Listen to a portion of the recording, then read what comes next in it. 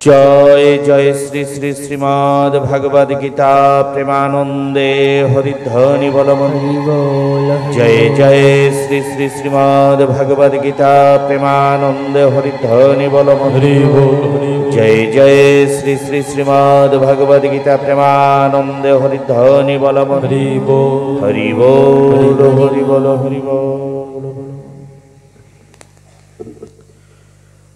ओम परथय प्रतिबधितं भगवते नारायणं स्वयं वैष्णवगर्थितं पुराणामुनिना मध्ये महाभारते अद्वैतमृतवर्षिणीं भगवतीमष्टदशाध्यायिनीं अम्ब तमनुसन्ददामि भगवते गीते भवेद्देशिनीं नमस्ते वैशविशालबुद्धफुल्लरविन्दायाते पत्रनेत्रजेन तया भारत तैलपूर्णपज्ज्वलित ज्ञानमय प्रदीपो प्रपन्नाय परिजाताय तत्र वित्रकपनाय ज्ञानमुद्राय कृष्णाय गीतामृतदोहे नमो सर्वोपनिषद्गाभदग्ध गोपालनन्दन पार्थवत्स सुधीर्भुक्ता दुक्तं गीतामृतमहतौ वसुदेवं सुतं कंसचानूरमर्दनं देवकी परमानन्द कृष्ण वन्दे जगद्गुरुं भीष्मद्रोणतटा जयद्रथ जलकन्धारिणि उलतपला शल्यग्रवर्तिनि कृपेण वहेन कर्णेन वेलाकुला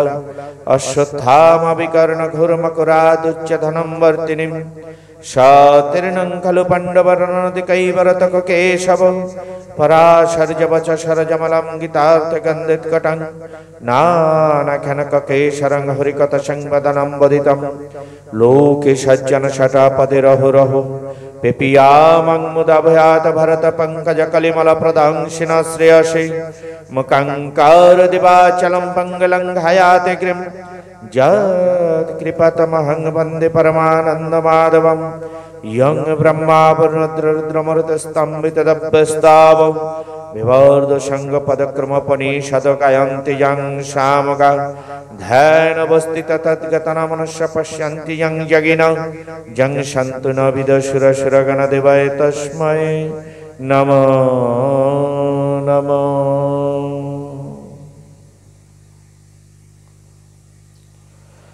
श्रीमद् भागवत गीता এই শ্রীমদ্ ভাগবত গীতা আমাদের প্রত্যেকটি মানুষের জীবনে এক মৌলিক সম্পদ বা মৌলিক বস্তু, যে শ্রীমদ্ ভাগবত গীতার ভাষ্যকে লক্ষ্য করে জীবনকে একমাত্র শ্রী গুরু গোবিন্দের চরণে অর্পিত করা যায়, অর্পণ করা যায়। তাছাড়া মানব জীবনে সম্ভব নয়। যে কারণে শ্রীমদ্ ভাগবত গীতা আমাদের এই সনাতন ধর্মের সমস্ত শাস্ত্র গ্রন্থের সার তত্ত্ববস্তুই হচ্ছে শ্রীমদ্ ভাগবত গীতা। এই জন্য সকল মত পথের সকল মহামানব মনীষীগণ সকলেই এই শ্রীমদ্ ভাগবত গীতাকে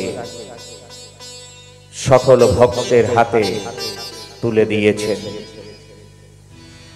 শ্রীমদ্ ভাগবত গীতা সকল বেদ বেদান্ত উপনিষদ আদি সমস্ত গ্রন্থের সার তত্ত্ববস্তুই হচ্ছে শ্রীমদ্ ভাগবত গীতা।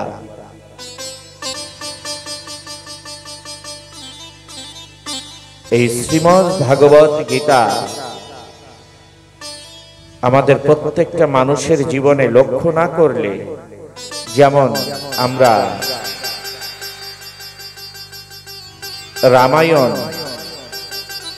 আমরা রামায়ণ শ্রবণ করেছি, রামচরিত্র শ্রবণ করেছি। যেমন প্রভু রামচন্দ্র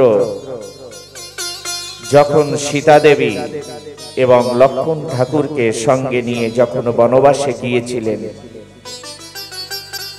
তখন বনবাসে গিয়ে মা সীতা দেবী বনের মধ্যে একটি মৃগছানাকে দেখে খুব মনমুগ্ধ হয়ে গিয়েছিলেন। স্বয়ং ভগবান প্রভু সুন্দর রামচন্দ্র সঙ্গে থাকা সত্ত্বেও একটা মায়া মৃগের প্রতি আকর্ষিত হয়ে মা সীতা দেবী তখন প্রভু সুন্দরকে বলেছিলেন, প্রভু ওই হরিণ ছানাটাকে আমি চাই, খুব সুন্দর, অপূর্ব সুন্দর, তার অঙ্গকান্তি স্বর্ণবর্ণ, আমি ওই হরিণ ছানাটিকে চাই।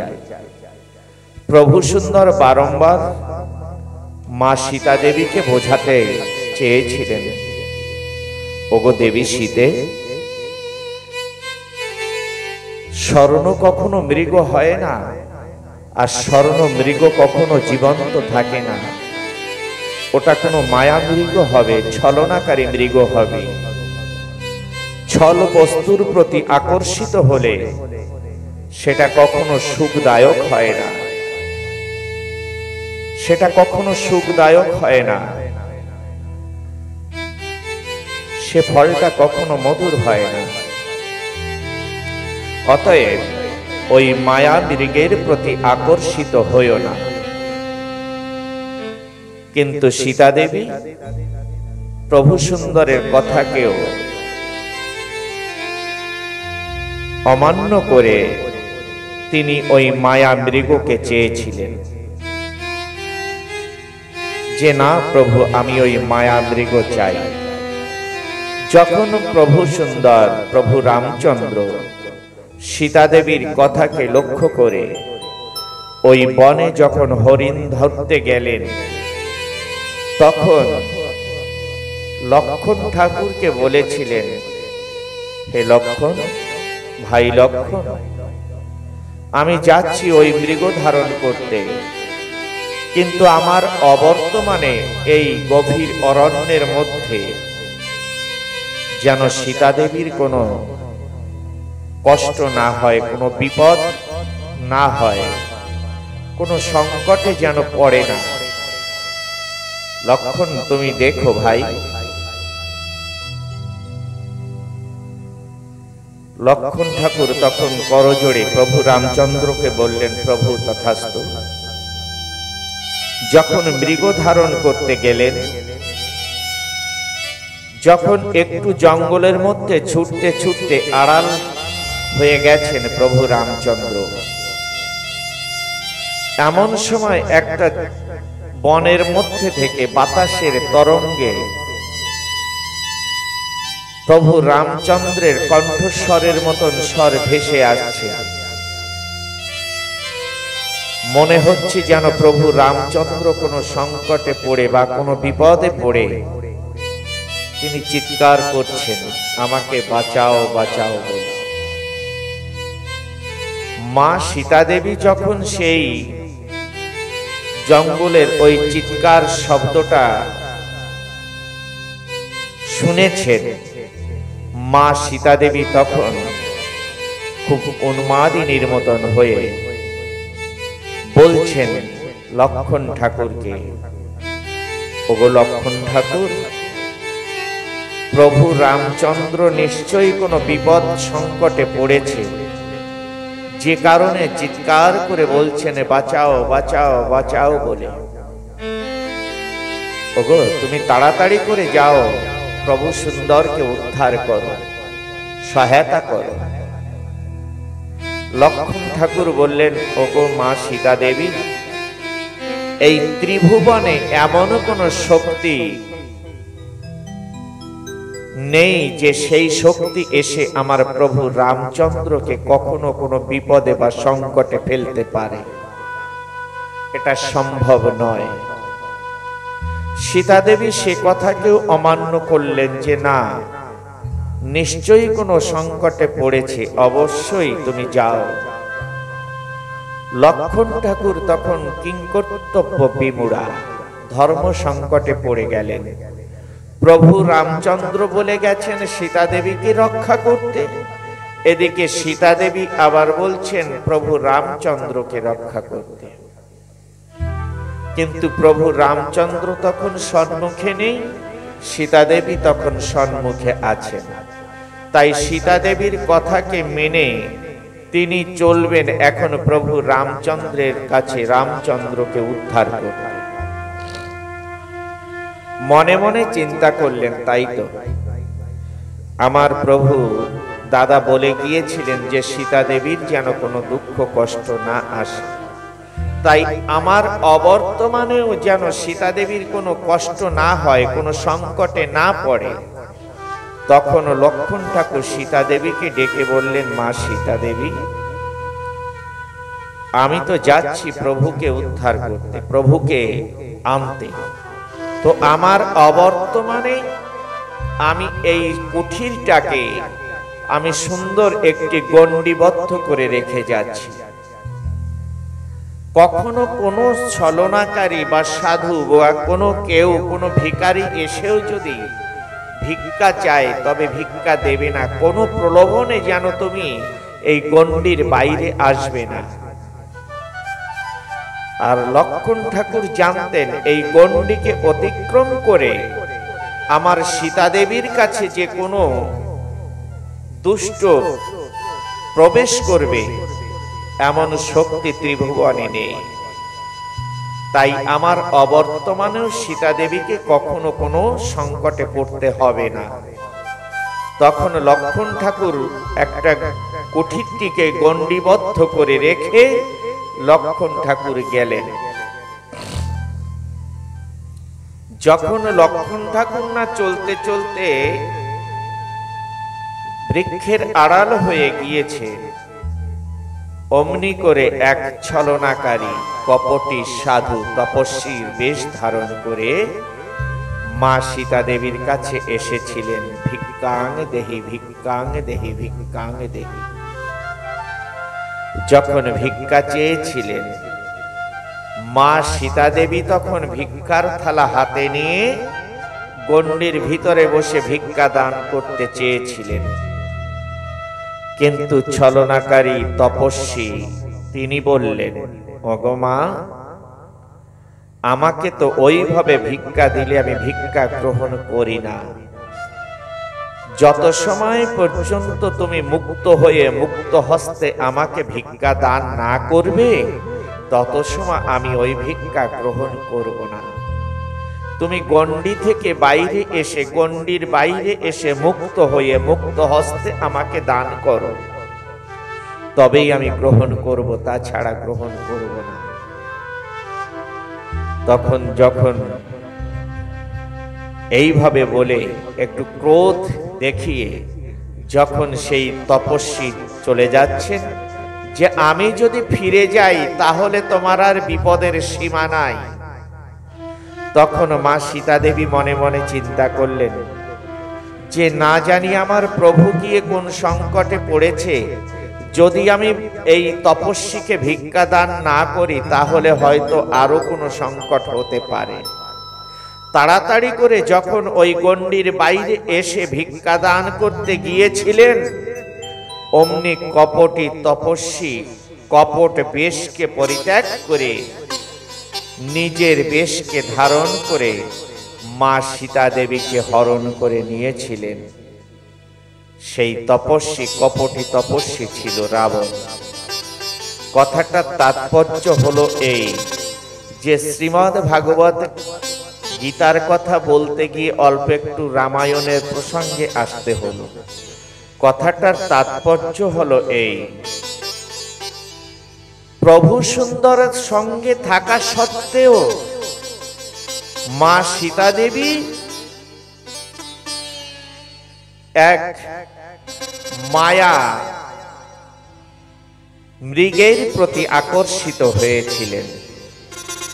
কথাটার তাৎপর্য হলো এই প্রভু সুন্দর সঙ্গে থাকা সত্ত্বেও তিনি যখন মায়া মৃগের প্রতি আকর্ষিত হয়েছিলেন, যখন থেকে মায়া মৃগের প্রতি আকর্ষিত হয়েছিলেন তখন থেকেই কিন্তু ওনার পিছনে ওই ছলনাকারী বা বিপদ সংকট পেছন করেছেন। যখন পিছু পড়েছে, মা সীতা দেবীর পেছনে যখন ওই তপস্বী, কপটী তপস্বী পড়েছে, তখন কিন্তু আবার একটি সংকেত এসেছিল যে লক্ষ্মণ ঠাকুর একটা গণ্ডিবদ্ধ করে রেখে গিয়েছিলেন যে গণ্ডির বাইরে যাবে না।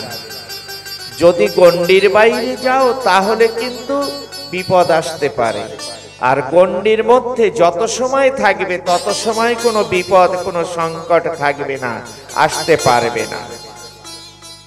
এখানেও একটা তাৎপর্য আছে।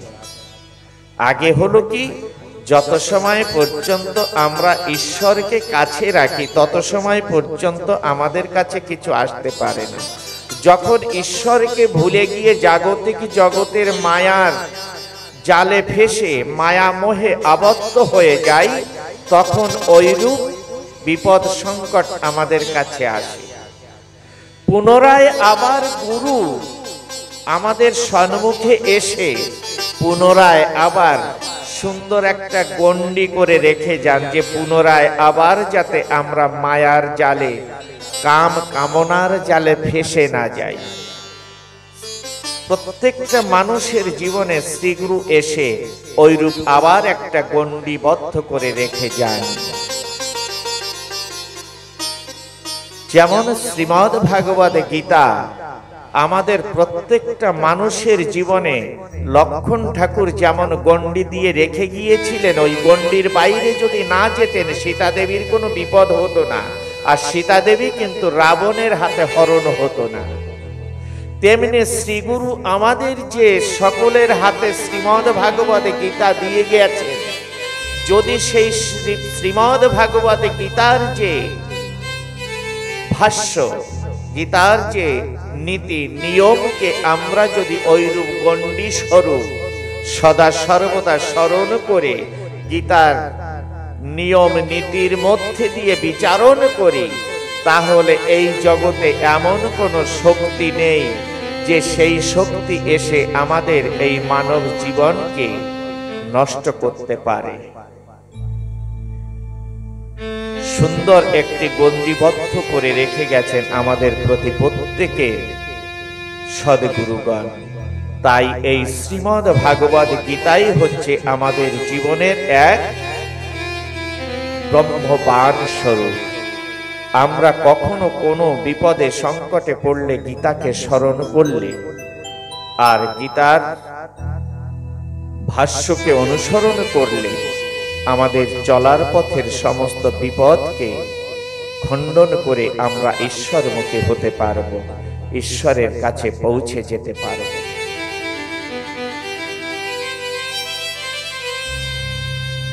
তাই আমরা প্রতিটি ঘরে ঘরে আমাদের শ্রীমদ্ ভাগবত গীতাকে পাঠ করা, শ্রবণ করা, পূজা করা, এটা আমাদের একান্ত প্রয়োজন।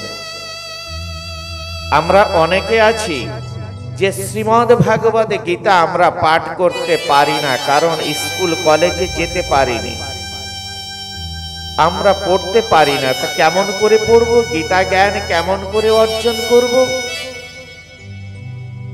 আমি ছোট্ট একটা লীলা কথা বলছি। যেমন এই প্রশ্নটা আজ আমি বললাম, হয়তো অনেকের মনে এই প্রশ্নটা আছে যে আমি তো গীতা পাঠ করতে পারি না, লেখাপড়া জানি না, কেমন করে গীতার ভাষ্যকে আমি বুঝবো, কেমন করে গীতাকে পাঠ করব? শ্রীমদ্ ভাগবত গীতায় আছে না, ইয়ো যথামাং প্রপদ্যন্তে তনস্তথৈব ভজম্যহম। বিড়াল ছানা দেখেছেন তো? একটা বিড়ালের কিন্তু অনেকগুলি বাচ্চা হয়, কিন্তু ওদের কোনো আলাদা আলাদা ভাষা থাকে না। সব কয়টা বিড়ালের বাচ্চা একই সুরে মিউ মিউ সুরে ডাকে, কিন্তু বিড়ালিনী বুঝে ফেলে যে কোন বাচ্চাটা কোথায় ব্যথা পাচ্ছে, কোথায় কি প্রয়োজন, তার কি চাইছে আমার কাছে, বিড়ালিনী কিন্তু বুঝতে পারে।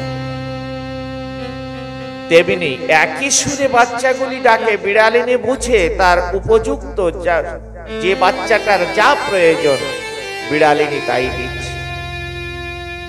তেমনি আমরা যদিও শ্রীমদ্ ভাগবত গীতাকে পাঠ করতে না পারি, যেমন প্রশ্ন এসেছে যে আমি তো পাঠ করতে পারি না, আমি কেমন করে জ্ঞান অর্জন করব? এমনি পাখানজোড়ে 42 নম্বর গ্রামে আমাদের এক গুরুবোন ছিলেন। উনি একদিন বাবাকে বললেন, বাবা আপনি তো এমন ভাবে বলছেন গীতা জ্ঞান অর্জন করা প্রয়োজন, কিন্তু আমি তো গীতা পাঠ করতে পারি না, কি করব? ঠাকুর বললেন, ওমা তুমি গীতা পাঠ করতে পারো না? বলছে, না বাবা আমি কোনোদিন স্কুল কলেজে যাইনি। ওমা ওই শ্রীমদ্ ভাগবত গীতার মধ্যে যে ভাষ্য আছে না, ওটা আমার প্রাণনাথ প্রাণ গোবিন্দের মুখনিসৃত অমৃতময় বাণী। সেই বাণীকে যদি নিত্য তুমি পূজা পাঠ করো, তাহলে ওই গীতা পাঠে যে ফল আর ওই গীতা পূজনেও সেই ফল। তুমি ওই শ্রীমদ্ ভাগবত গীতাকে আসনে রেখে নিত্য তুমি পূজা করবে, দেখবে তুমি 21 দিনের মধ্যে গীতা পাঠ করতে পারবে। গুরু বাক্যের প্রতি বিশ্বাস রেখে গুরু চরণে প্রণাম জানিয়ে শ্রীমদ্ ভাগবত গীতাকে নিয়ে তিনি গেলেন। সেই দিন থেকে 21 দিন গুনে গুনে আসনে রেখে শ্রীমদ্ ভাগবত গীতাকে পূজা করেছিলেন। 21 দিন পরে মনে করলেন, বাবাকে সামনে ঠাকুরের বিগ্রহের সামনে রেখেছিলেন, তাই চোখের জল ফেলে বাবাকে বলছেন, বাবা তুমি তো বলেছিলে 21 দিন পর্যন্ত ফুল জল দিলে আমি গীতা পাঠ করতে পারবো। আমি তো বাবা 21 দিন দিয়েছি, তো তোমার বাক্যই তুমি রক্ষা করো বাবা।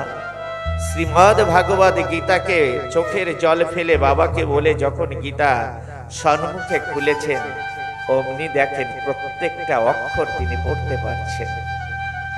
চোখের জলে ভেসে ভেসে সেই দিন উচ্চেশ্বরে ঠাকুরকে গীতা পাঠ শ্রবণ করালেন। আর সেই দিন থেকে যতদিন পর্যন্ত তিনি জীবিত ছিলেন, যত সভা হতো সবাই গীতা পাঠের অধিকার ওই দিদিরই ছিল। এই জন্য যারা যদি আমরা পাঠ করতে নাও পারি, শ্রীমদ্ ভাগবত গীতাকে নিত্য প্রতিদিন অন্তত ফুল জল দিয়ে ভক্তি অর্ঘ্য দেওয়া উচিত। কারণ ওই গীতাই হচ্ছে আমার প্রাণনাথ প্রাণ গোবিন্দ বাস করেন। তো যাই হোক, গীতার সম্বন্ধে আলোচনা করলাম, গীতার মধ্যে প্রবেশ করিনি। সময় 8:30 বাজে, পরবর্তীতে হয়তো আমাদের আরতি কীর্তনের সময় অতিবাহিত হয়ে যাচ্ছে। তো আমরা এখন আরতি কীর্তনে প্রবেশ করব, তৎপশ্চাৎ প্রয়োজন বোধে আবার আমি আলোচনায় প্রবেশ করব। তো এখন আমরা আরতি কীর্তন করব, সকলেই সমবেত কণ্ঠে ঠাকুরের আরতি কীর্তন করবেন। গীতা মাহাত্ম্য। গীতা হৃদয়ে মোর গীতা সার হয়, অতিগ্র অক্ষয় জ্ঞানে গীতা মধ্যে রয়ে। গীতাই উত্তম স্থানে শ্রেষ্ঠ পদ মোর, গুহ্য বস্তু গীতা শ্রেষ্ঠ গুরু যে আমার। গীতা শ্রেয় মোর বাসে গীতা যে ভবন, গীতা জ্ঞান লোভী করি ত্রিলোক পালন। পরাবিদ্যা গীতা ব্রহ্ম রূপ নিঃসংশয়, অর্ধমাত্রা খারাপ নির্বাচ্য পদময়। গীতার গুচ্ছ নাম অর্থ করো হে শ্রবণ, যে নাম কীর্তনে সর্ব পাপ বিমোচন। গঙ্গা গীতা সীতা সত্য সাবিত্রী রূপিণী, পতিব্রতা ব্রহ্ম বলি মুক্তি গেহিনী। অর্ধমাত্রা চিদানন্দ ভবাগ্নি রূপিণী, বেদত্রয়ী পরানন্দ ভ্রান্তি নাশিনী। এই সকল নাম জপি চিত্ত স্থির ভাবে, নিত্য জ্ঞানে সিদ্ধি অন্তে মোক্ষ পদ পাবে। जय जय श्री श्री श्रीमद् भगवद गीता प्रेमानंदे हरिध्वनि बलमन हरि बोल। जय जय श्री श्री श्रीमद् भगवद गीता प्रेमानंदे हरिध्वनि बलमन हरि बोल। जय जय श्री श्री श्रीमद् भगवद गीता प्रेमानंदे हरिध्वनि बलमन हरि बोल। हरि बोल हरि बोल हरि बोल बलमन हरि बोल। जय जय विश्व शोक सत्तानंद श्रीमात श्री नीलकंठ श्रीमाता मधुरजमय देवी प्रमानंद हरि हरि बोल। हरि बोल। जय जय राधा कृष्ण प्रमानंद हरि हरि बोल। हरि बोल। श्री गुरु निताई गौर सीतनाथ प्रमानंद हरि हरि बोल। सर्व साधु गुरु गोसाई प्रमानंद एक बार हरि हरि बोल। माँ दुर्गा बेटी प्रमानंद एक बार हरि हरि बोल। हरि बोल। भव सागर तारण कारण हे रवि नंदन बंधन खंडन हे भव सागर तारण कारण हे रवि नंदन बंधन खंडन हे भव सागर तारण कारण हे रवि नंदन बंधन खंडन हे सागर तारण कारण हे रवि नंदन बंधन खंडन हे शरणागत किंकर भीत मने शरणागत किंकर भीत मने शरणागत किंकर भीत मने शरणागत किंकर भीत मने गुरुदेव दया करो दीन जने भव सागर तारण कारण हे रवि नंदन बंधन खंडन हे हृदि कंदर तामस भास्कर हे तुमी विष्णु प्रजापति शंकर हे हृदि कंदर तामस भास्कर हे तुमी विष्णु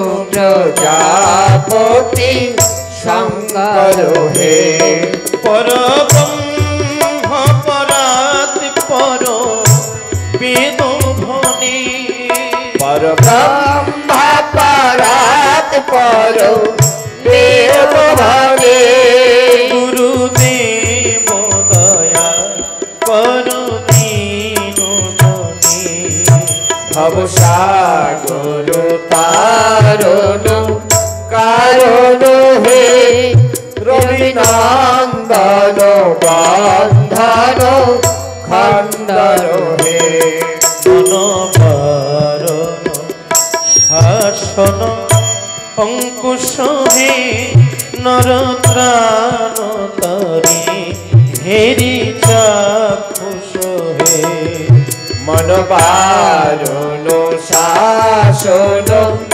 अंकुश हे नर त्राण तारे हेरी चाक्षुष हे गुणगान परायण देवगणे गुणगान परायण देवगणे गुरुदेव दया करो दीन जने भव सागर तारण कारण हे रवि नंदन बंधन खंडन খণ্ডন হে কুলকুণ্ডলিনী ঘুম ভঞ্জক হে হৃদি গ্রন্থি বিদারণকারক হে কুলকুণ্ডলিনী ঘুম ভঞ্জক হে হৃদি গ্রন্থি বিদারণ কারক হে মনমানস চঞ্চল রাত্র দিনে মনমানস চঞ্চল রাত্র দিনে গুরুদেব দয়া করো দীন জনে ভবসাগর তারণ কারণ হে রবি নন্দন বন্ধন খণ্ডন হে রিপুসূদন মঙ্গল নায়ক হে সুখ শান্তি বরা ভয়দায়ক হে রিপুসূদন মঙ্গল নায়ক হে সুখ শান্তি ভরা ভয় দায়ক হে ত্রয়তাপহরে তব নাম গুণে ত্রয়তাপহরে তব নাম গুণে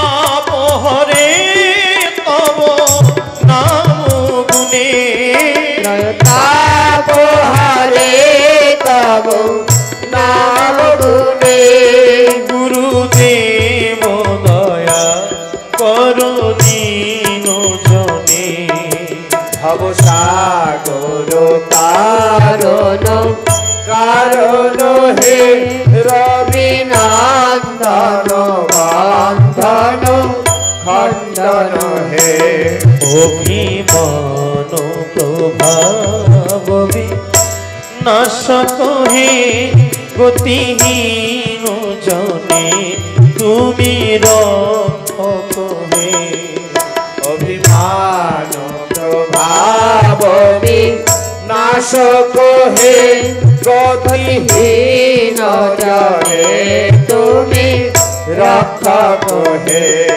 চিত সংকিত বঞ্চিত ভক্তি ধনে সংকিত বঞ্চিত ভক্তি ধনে গুরুদেব দয়া করো দীন জনে ভবসাগর তারণ কারণ হে রবি নন্দন বন্ধন খণ্ডন হে তব নাম সদা শুভ সাধক হে পতিতাধম মানব পাবক হে তব নাম সদা শুভ সাধক হে পতিতাধম মানব পাবক হে মহিমা তব গোচর শুদ্ধ মনে তব গোচর সুধমনে গুরুদেব দয়া করো দীন জনে ভবসাগর তারণ কারণ হে রবি নন্দন বন্ধন খণ্ডন হে জয় সদ্গুরু ঈশ্বর প্রাপক হে ভবরোগ বিকার অবিনাশক হে জয় সদ্গুরু ঈশ্বর প্রাপক হে ভবরোগ বিকার বিনাশক হে মন যেন রহে তব শ্রী চরণে যেন রহে তব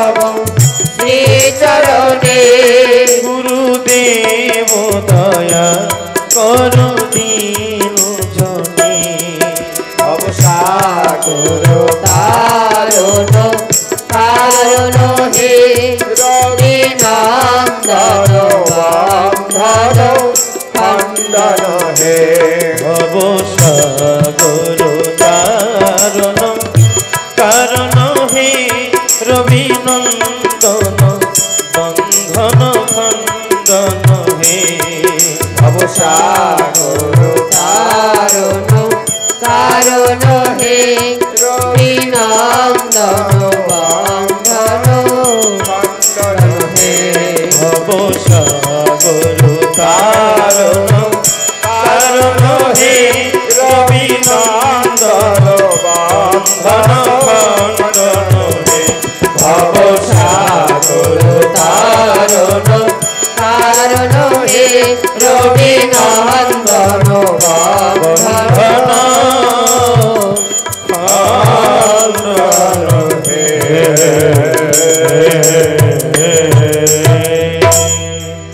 ओम सद्गुरु नमामि ओम सद्गुरु नमामि ओम सद्गुरु नमामि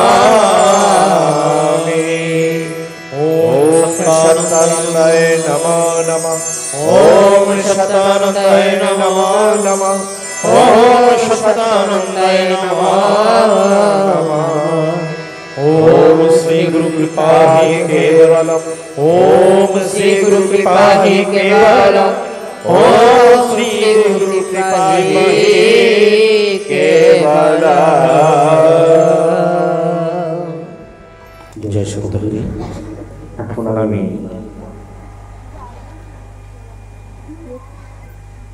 যার ডাকে এত দূর থেকে এই পর্যন্ত এসে মায়ের দর্শন লাভ করেছি এবং আপনাদের মতন ভক্ত সঙ্গ লাভ করেছি।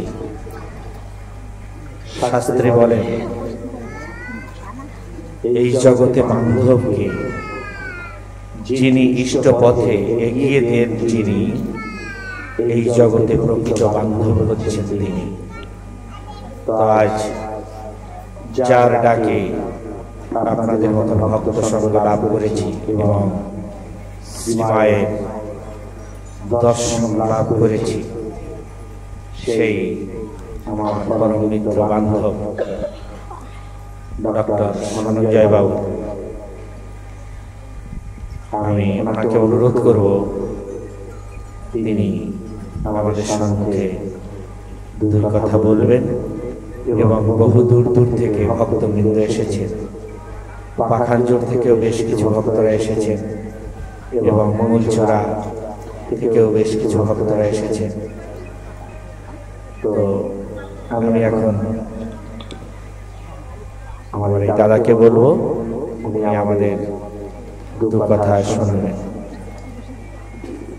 ओम दुर्गां देवीगां शरणमहं प्रपद्ये सिद्धरसिद्धनमः आग्नेतां पार्यनव्य स्वस्ति वीरति दुर्गानि विश्वा नाभिव सिन्धुं दुरिततग्निः तामग्निवर्णं तपसा ज्वलन्तीं वैरोचनीं कर्मफलेषु जुष्टा।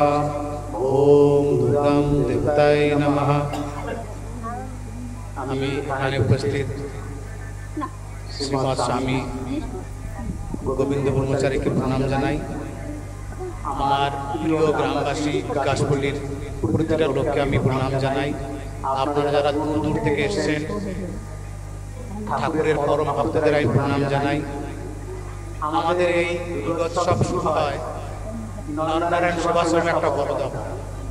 যখন আমরা এই নরনারায়ণ সেবাশ্রমে গিয়েছিলাম যে এই দুর্গাপূজা কি করে এখানে করা যেতে পারে।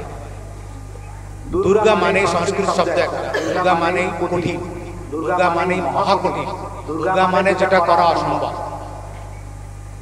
এই জন্য আমরা এক শক্তি নিতে গিয়েছিলাম নরনারায়ণ সেবাশ্রমের কাছে।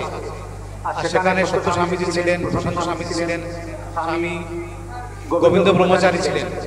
ওনারা আমাদের একটা শক্তি দিলেন, একটা অভয়দান দিলেন যে তোমরা করতে পারো।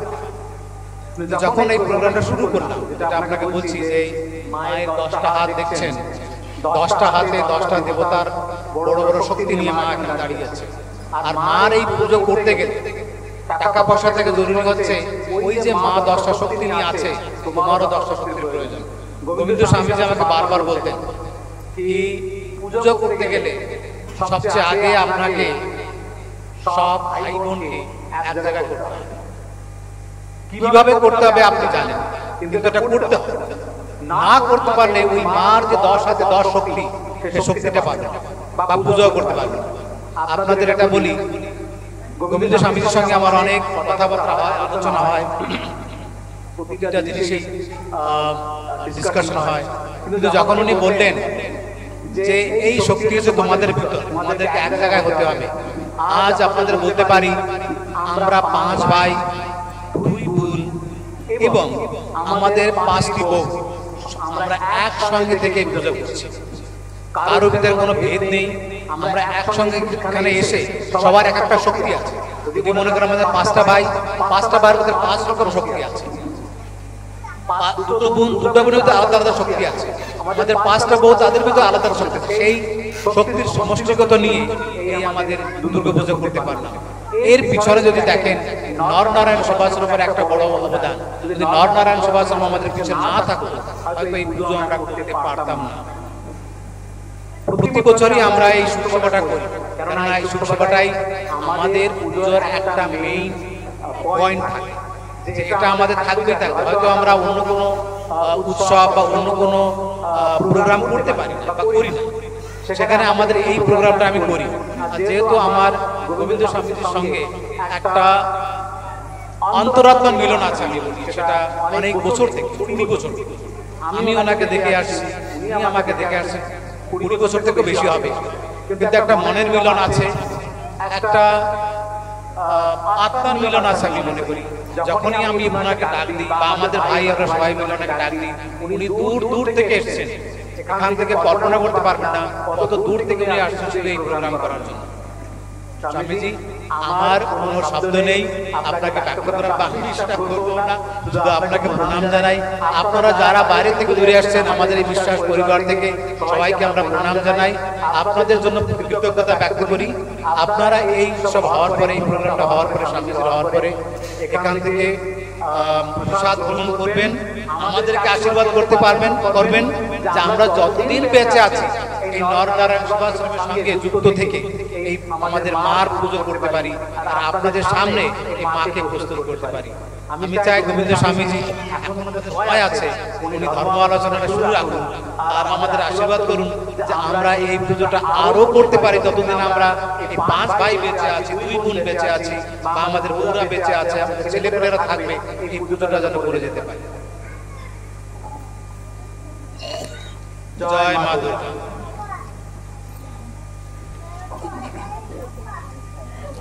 जय श्री राधे।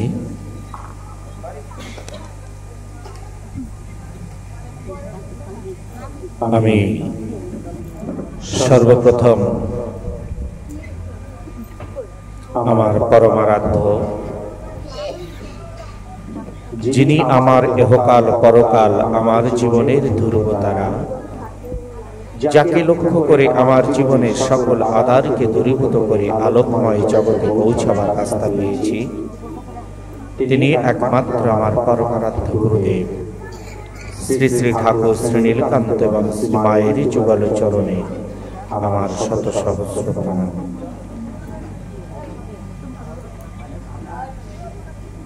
অনাদির আদি সর্বকারণ্যের কারণ্যম সচ্চিদানন্দ বিগ্রহ সেই রাধাকৃষ্ণের চরণ যুগলেও আমার শত সহস্র প্রণাম। এই সুন্দর ভুবন শব্দ স্পর্শ রূপরস গন্ধময় জগৎকে আস্বাদন করছি আমি আমার যে মাতা পিতার করুণায়। সেই মাতা পিতার যুগল চরণে আমার শত সহস্র প্রণাম। মন্দিরে বিরাজমান দুর্গতি দুর্নাশিনী মা দুর্গা আদ্যা শক্তি মহামায়া, সেই মায়ের চরণ যুগলেও আমার শত সহস্র প্রণাম। এই বিশ্ব ব্রহ্মাণ্ডে যে সকল মহামানব মুনি ঋষিগণ যারা সারা জীবনের ভোগ বিলাসকে জ্ঞান অগ্নিতে জ্বালানো জ্বলে দিয়ে একমাত্র বিশ্ব কল্যাণার্থে সদা সর্বদা ঈশ্বরের কাছে প্রার্থনায় মগ্ন, সেই সকল মহামানব মুনি ঋষিদের চরণ যুগলে আমার শত সহস্র প্রণাম। উপস্থিত এই মঞ্চে অমৃতের পুত্রগণ, ভাগবত পিপাসু, নিত্য আরাধ্য গৌরভক্ত বৃন্দের চরণ যুগলে আমার শত সহস্র প্রণাম। আজ আপনাদের সম্মুখে বসে যে আমি দুটো ভাগবত কথা, শাস্ত্র কথা বলব, তেমন ক্ষমতা, তেমন শক্তি, তেমন ভক্তি আমার নেই। তবুও শুনেছি সাধুগুরু সজ্জন মহামানবের শ্রীমুখে, গুরুর কৃপা হলে, বৈষ্ণবের করুণা হলে পঙ্গু গৈরি লঙ্ঘন করে, অন্ধ লোকেও আঁখি মিলে চেয়ে দেখে। আসনে বিরাজমান আমার পরম দয়াল গুরুদেব, আসরে বিরাজমান পরম বৈষ্ণবগণ, সকলেরই কৃপাবারী দৃষ্টি করি আমি আমার ক্ষুদ্র বক্তব্যে প্রবেশ করতে চাই। আমার এই ক্ষুদ্র বক্তব্যের মধ্যে যা কিছু ভুল ত্রুটি, সকলেই আমাকে নিজ গুণে ক্ষমা করবেন, মার্জনা করবেন। আজ আমাকে আমার শ্রদ্ধেয় গুরু ভ্রাতা ঠাকুরের পরম ভক্ত ডক্টর সনঞ্জয় বাবু আমাকে একটু ভাগবত কথা বলতে বা ধর্ম কথা বলার জন্য তিনি নির্দেশ করেছেন। তো আমি যে ভাগবত কথা, হরি কথা, কৃষ্ণ কথা বলে আপনাদের মধ্যে মনরূপী ময়ূরকে নাচিয়ে তুলব, হৃদয়রূপী সাগরে প্রেমের তরঙ্গ তুলব, তেমন কোন ভক্তি শক্তি আমার নেই। তবুও ঠাকুরের পরম ভক্ত কিনা, তাই আদেশ পালনার্থে আমি দু চার কথা বলবো। ভাগবত, ভাগবত শব্দের কে লিখতে গেলে চারটি অক্ষরের প্রয়োজন হয়। ভাগবত শব্দকে লিখতে গেলে চারটি অক্ষরের প্রয়োজন হয়। সেই চারটি অক্ষর হচ্ছে ভ, গ, ব এবং ত। এই যে চারটি অক্ষর দ্বারা ভাগবত শব্দকে লেখা, এই চারটি অক্ষরেরও বিশেষ কিছু মহত্ব আছে। ভতে ভক্তি, গতে জ্ঞান, বতে বৈরাগ্য, আর ততে ত্যাগ। যে চারটি অক্ষর, চারটি অক্ষরের ভতে ভক্তি, গতে জ্ঞান, বতে বৈরাগ্য, ততে ত্যাগ। ভাগবত কথা ব্যক্ত করতে গেলে এই চারটি শক্তি ভিতরে প্রয়োজন আছে। এই চারটি শক্তি বা ভিতরে যদি না থাকে, তাহলে ভাগবত কথা ব্যক্ত করা যায় না।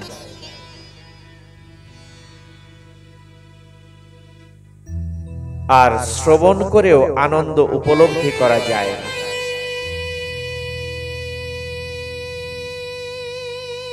আর এই চারটি শক্তিকে বা চারটি বস্তুকে ধারণ করতে গেলে একমাত্র পিছনে এর গুরু কৃপা ভিন্ন সম্ভব নয়। আর গুরু কৃপা লাভ করতে গেলে জীবনে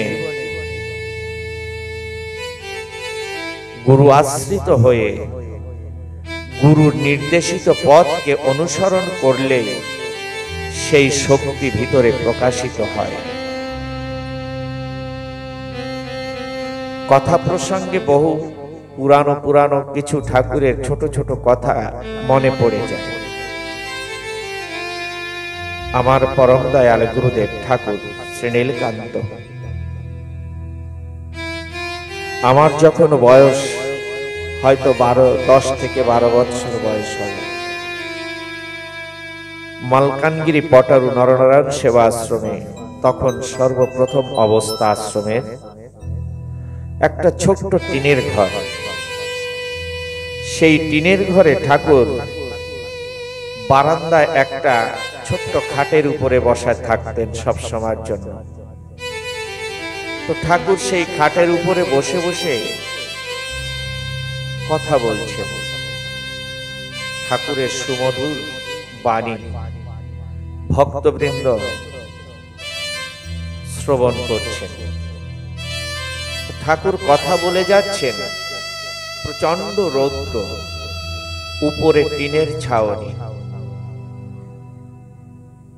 ঠাকুরের এই অমৃতময় বাণীকে এত সুন্দর মন প্রাণ দিয়ে ভক্তগণ শ্রবণ করছেন।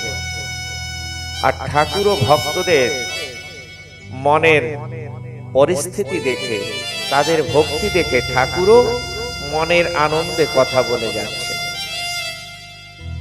এটা বাস্তব, একটা কমন জ্ঞান এটা, যে আমি যা কিছু বলবো তাই যদি যে সামনে থাকে সে যদি মন দিয়ে শোনে কথাটা, তাহলে বলতে কিন্তু আগ্রহ হয়, বলার জন্য আগ্রহ তৈরি হয় ভিতর থেকে। প্রত্যেকে, এটা শুধু আমার ক্ষেত্রে নয়, আমার ঠাকুরের ক্ষেত্রে নয়, প্রত্যেকটি মানুষের ক্ষেত্রে আমি যা বলবো, সামনে যিনি শুনবেন, শ্রবণ করবেন, সে যদি মন দিয়ে শ্রবণ করে, তা বলার জন্য স্পৃহা জাগে। তদ্র ঠাকুর কথা বলে যাচ্ছেন, কখনো ভক্তগণ হাসছেন, কখনো কাঁদছেন, কখনো হেসে গড়াগড়ি যাচ্ছে, কখনো চোখের জলে ভেসে গড়াগড়ি যাচ্ছে। আমরা তখন একসঙ্গে অনেক আশ্রমবাসীরা খেতে কাজ করি। তো ঠাকুরের সামনে এই আনন্দের বাজার দেখে কখনো কখনো মনে হয় কাজ ছেড়ে দিয়ে চলে আসি, কখনো কখনো আসতাম। তো ঠাকুর কথা বলে যাচ্ছেন, উপরে টিনের ছাউনি গরম হয়ে ঠাকুর ঘেমে জল ঝরছে, ঘাম ঝরছে, এমনকি ঠাকুরের মুখমণ্ডলটা ঘেমে দাঁড়িয়ে জল পড়ছে। তো ঠাকুরকে দেখে আমি দাঁড়িয়েছি। দাঁড়ালে পরে ঠাকুর কথা প্রসঙ্গে বলছেন, হঠাৎ করে আমার দিকে তাকিয়ে, হয়তো আমাকে তিনি বলছেন কিনা তা জানি না, কিন্তু লক্ষ্যটা আমাকে লক্ষ্য করে বলছেন। হয়তো সব ভক্তদের শুনিয়েছেন, যেমন কুরুক্ষেত্র যুদ্ধ প্রাঙ্গণে ভগবান শ্রীকৃষ্ণ শ্রীমদ্ ভাগবত গীতা শ্রবণ করিয়েছিলেন কাকে? অর্জুনকে, অর্জুনের মোহকে পরিত্যাগ করবার জন্য। কিন্তু বাস্তবে কি একমাত্র অর্জুনকেই এই কথা শুনিয়েছিলেন, বা একমাত্র অর্জুনের জন্যই কি ভগবান শ্রীকৃষ্ণ শ্রীমদ্ ভাগবত গীতা রচনা করেছিলেন? না, আমাদের বিশ্ববাসী সমস্ত জীবের জন্য শ্রীমদ্ ভাগবত গীতার অমৃতময় বাণী। কিন্তু লক্ষ্য করে বলেছিলেন কাকে? অর্জুন মহারাজকে। তদ্র আমাকে হঠাৎ করে লক্ষ্য করে বাবা বলছেন, অমশাই মুক্তা চেনো? মুক্তা চেনো? মুক্তা? কিন্তু আদৌ তো মুক্তা চিনি না। ঠাকুরের এই প্রশ্নের জবাব দিতে পারছি না, শুনছি, কিন্তু ঠাকুর নিজেই প্রশ্ন করে নিজেই জবাব দিচ্ছেন, শোনাচ্ছেন আমাদের সবাইকে। মুক্তা চেনো? মুক্তা, মুক্তার জন্ম হয় কোথায় বলো তো? নিজে প্রশ্ন করে নিজেই উত্তর দিচ্ছেন। মুক্তার জন্ম হয় ঝিনুকের মধ্যে। ঝিনুকের মধ্যে। ঝিনুক কোথায় থাকে? জলে থাকে। জলে কি করে ঝিনুকের মধ্যে মুক্তা হয়? আচ্ছা, ঝিনুকের মধ্যে মুক্তা হয় এই কথাটা জেনে যদি আমরা ওই ঝিনুক খুঁজে বেড়াই, তা সব ঝিনুকের মধ্যে কি আমরা মুক্তা পাবো? হয় কি? আমরা শুনেছি, কিন্তু আপনারা তো সকলেই অনেক ঝিনুক দেখেছেন, মুক্তা পেয়েছেন, পাওয়া যায়, কিন্তু হয় প্রকৃত ঝিনুকের মধ্যে, কিন্তু সব ঝিনুকে হয় না, কোনো কোনো ঝিনুকে হয়। তাহলে কোন ঝিনুকে হয়? ঝিনুকের মধ্যে মুক্তা হয়, সব ঝিনুকে হয় না, কোনো কোনো ঝিনুকে হয়। তাহলে কোন ঝিনুকে হয় এবং কি করে হয়? এই ঝিনুকটা জলে থাকে। ঠিক সাথী নক্ষত্রের সময় ওই ঝিনুকটা জলের উপরে মুখটা হা করে ঘুরে বেড়ায়। যখন ওই সাথী নক্ষত্রের সময় উপর থেকে শিশির বিন্দু পড়ে, ওই শিশির বিন্দুকে মুখে ধারণ করে জলে ডুব দেয়। যখন থেকে জলে ডুব দেয় তখন থেকেই ঝিনুকের মধ্যে মুক্তা হতে শুরু করে। কিন্তু সব ঝিনুকেই তো রাত্রে সাথী নক্ষত্রের সময় মুখ হা করে ঘোরে, আর সব ঝিনুকের মধ্যেই শিশির বিন্দু পড়ে, কিন্তু মুক্তা সব ঝিনুকে হয় না। কোন ঝিনুকে হয়? ঠিক সময় মতন যে ঝিনুকটা ওই সাথী নক্ষত্রের সময়কে লক্ষ্য করে জলে ডুব দেয় যে ঝিনুক, সেই ঝিনুকেই হয়, অন্য ঝিনুকে হয় না। যদি কোনো ঝিনুক মনে মনে চিন্তা করে, আরে শিশির তো পড়লো কিন্তু বেশি পড়েনি, অল্প পড়েছে, আরেকটু শিশিরকে ধারণ করার জন্য আরেকটু সময় ঘুরি, আরেকটু সময় ঘুরতে ঘুরতে ঘুরতে ঘুরতে শিশির পড়লো অনেক, মুখটা ভরে গেল, ঝিনুকের মুখটা শিশির দ্বারা ভরে গেল, আর তখন ডুব দিল, কিন্তু মুক্তা হলো না। কেন হলো না? যখন শিশির বিন্দু মুখে ধারণ করে ডুব দিয়েছিল তখন আর সাথী নক্ষত্র ছিল না, যে কারণে মুক্তা তার মধ্যে হয়নি, শিশিরের জল জলই রয়ে গেছে। ঠাকুর কথাটা সবাইকে বলে গল্পটা শুনিয়ে বললেন, নিশ্চয়ই ঠাকুরের সামনে কোনো একজন ভক্ত কোনো একটা কথায় বা কোনো একটা আচরণে কে লক্ষ্য করেছেন ঠাকুর, যে কারণে এই কথাটা বলতে বাধ্য হয়েছে। ঠাকুর বললেন, ও মশাইরা, ও মায়েরা, প্রত্যেকটি মানুষের জীবনে যেমন ঝিনুকের মধ্যে মুক্তা হয়, তেমনি প্রত্যেকটি মানুষের জীবনে গুরু এবং কৃষ্ণের কৃপা রূপ মুক্তা প্রত্যেকটি মানুষের জীবনেও ঘটতে পারে, হতে পারে। কিন্তু কেমন করে হয়? যে মানুষটি গুরুর কাছ থেকে দীক্ষা গ্রহণ করার সময় যে আদেশ নির্দেশ তিনি দিয়েছেন, সেই আদেশ নির্দেশ যখন তিনি পেয়েছেন সেই সময়টাই হচ্ছে সাথী নক্ষত্র, আর সেই সময়ে সেই কথাগুলোকে একেবারে হৃদয়ে ধারণ করে নিয়ে যদি ভক্তিরূপ সাগরে ডুব দেয়, তখন থেকেই তার মধ্যে মুক্তা হতে শুরু করে। আর যদি কোনো মানুষ চিন্তা করে, আমাকে তো গুরুদেব এই এই আদেশ করেছেন, এই এই আচরণ বা এই নীতি এইভাবে চলতে বলেছেন, কিন্তু পরবর্তী দিন কোনো একটা সম্প্রদায়ে মতপথের মধ্যে গিয়ে দেখলাম যে সেখানে আমাদের আচরণ ছাড়াও অন্য কিছু আচরণও আছে, আবার তারপরের দিন অন্য কোনো মত পথে গিয়ে দেখলাম সেখানে আরো কিছু আছে।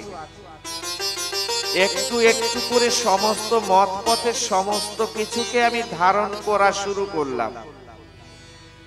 ধারণ করে করে করে করে আমি ওই ঝিনুকের মধ্যে মতন অনেক শিশির বিন্দু ধারণ করলাম। এখন আমি মনে মনে চিন্তা করলাম, আমি এখন বড় জ্ঞানী পণ্ডিত। আমি এখন যে সম্প্রদায়, যে মত পথ, যে পণ্ডিতের কাছে যাই না কেন, আমার একটা পাণ্ডিত্যের বাহাদুরি অটোমেটিক থাকে। আমি সবার কাছে বড় হতে পারো, আমি সবার সঙ্গে মিলতে পারো, আমি পণ্ডিত হলাম। কিন্তু মুক্তা আমার মধ্যে আর হলো না। কারণ ওই যে সাথী নক্ষত্রের যে সময়টা, গুরু নির্দেশিত যে সময়টা, সেই সময়টাকে অতিক্রম করে আমি অনেক শিশুকে ধারণ করবার জন্য আমি ঘুরে বেরিয়েছিলাম এবং ধারণ করেছি আর ডুবো দিয়েছি, কিন্তু সেই সাথী নক্ষত্র ছিল। ঠাকুর বললেন সব ভক্তদের যে তপস্যায়রা, তোমরা যে যেখানেই গুরু করেছ, যে যাকে অনুসরণ করে চলার জন্য প্রতিশ্রুতি দিয়েছ, সেই গুরুদেবের নির্দেশ আদেশ কে অনুসরণ করে ভক্তিরূপ সাগরে ডুব দাও, প্রত্যেকের মধ্যে মুক্তা হতে শুরু করে। তাই জীবনে আমাদের যদি কিছু করতে হয়, আগে বাড়তে হয়, তাহলে একমাত্র গুরু বাক্যকে স্মরণ করেই আগে বাড়া সম্ভব, তাছাড়া সম্ভব নয়।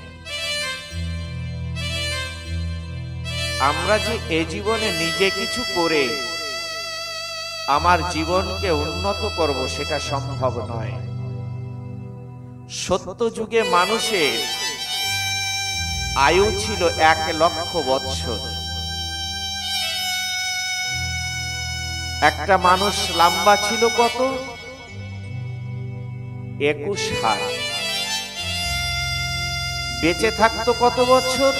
1,00,000 বৎসর। 1,00,000 বৎসর বসে সাধনা করত। আর মানুষের প্রাণ ছিল মর্যাগত।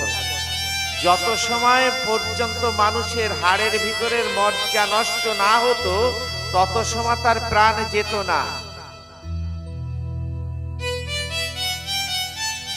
তাহলে তাদের প্রাণটা কত শক্ত ছিল, আর কত বৎসর আয়ু ছিল? 1,00,000 বৎসর আয়ু ছিল এবং 21 হাত লম্বা ছিল। সাধনা করে যেমন করে হোক সে জীবনে একটা উন্নতি করে নিত। যখন সত্য যুগ চলে গেল, ত্রেতা যুগ এসে গেল, তখন মানুষের আয়ু 90,000 বছর কমে গেল। বোঝা গেল তো? যখন ত্রেতা যুগ এসে গেল, তখন মানুষের আয়ু 90,000 বছর কমে গেল। তখন মানুষের লম্বা ছিল কত? 14 হাত। তখন মানুষে পূজা পাঠ করে যেমন করে হোক ঠাকুরের, কারণ আয়ু ছিল 10,000 বছর। 10,000 বছর বয়স কিন্তু কম না, অনেক। এই 10,000 বছর বসে বসে ঠাকুরকে ডেকে পূজা পাঠ করে সাধনা করে ঠাকুরকে পেয়ে যেত, ঠাকুরকে লাভ করে যেত। যখন দাপার যুগ এলো, তখন মানুষের আয়ু আবার 9,000 বছর কেটে গেল। তখন আয়ু হলো মানুষের 1,000 বছর। মাত্র 1,00,000 বৎসরের থেকে এখন চলে এলো 1,000 বৎসর বয়স। তখনও মানুষের সাধনা, ধ্যান সাধনা 1,000 বৎসর, তো পূজা পাঠ ধ্যান আদি ইত্যাদির মাধ্যম থেকে ভগবানকে লাভ করে নি। কিন্তু কলিযুগে এখন মানুষের আয়ু কত? 100 বৎসর জোর।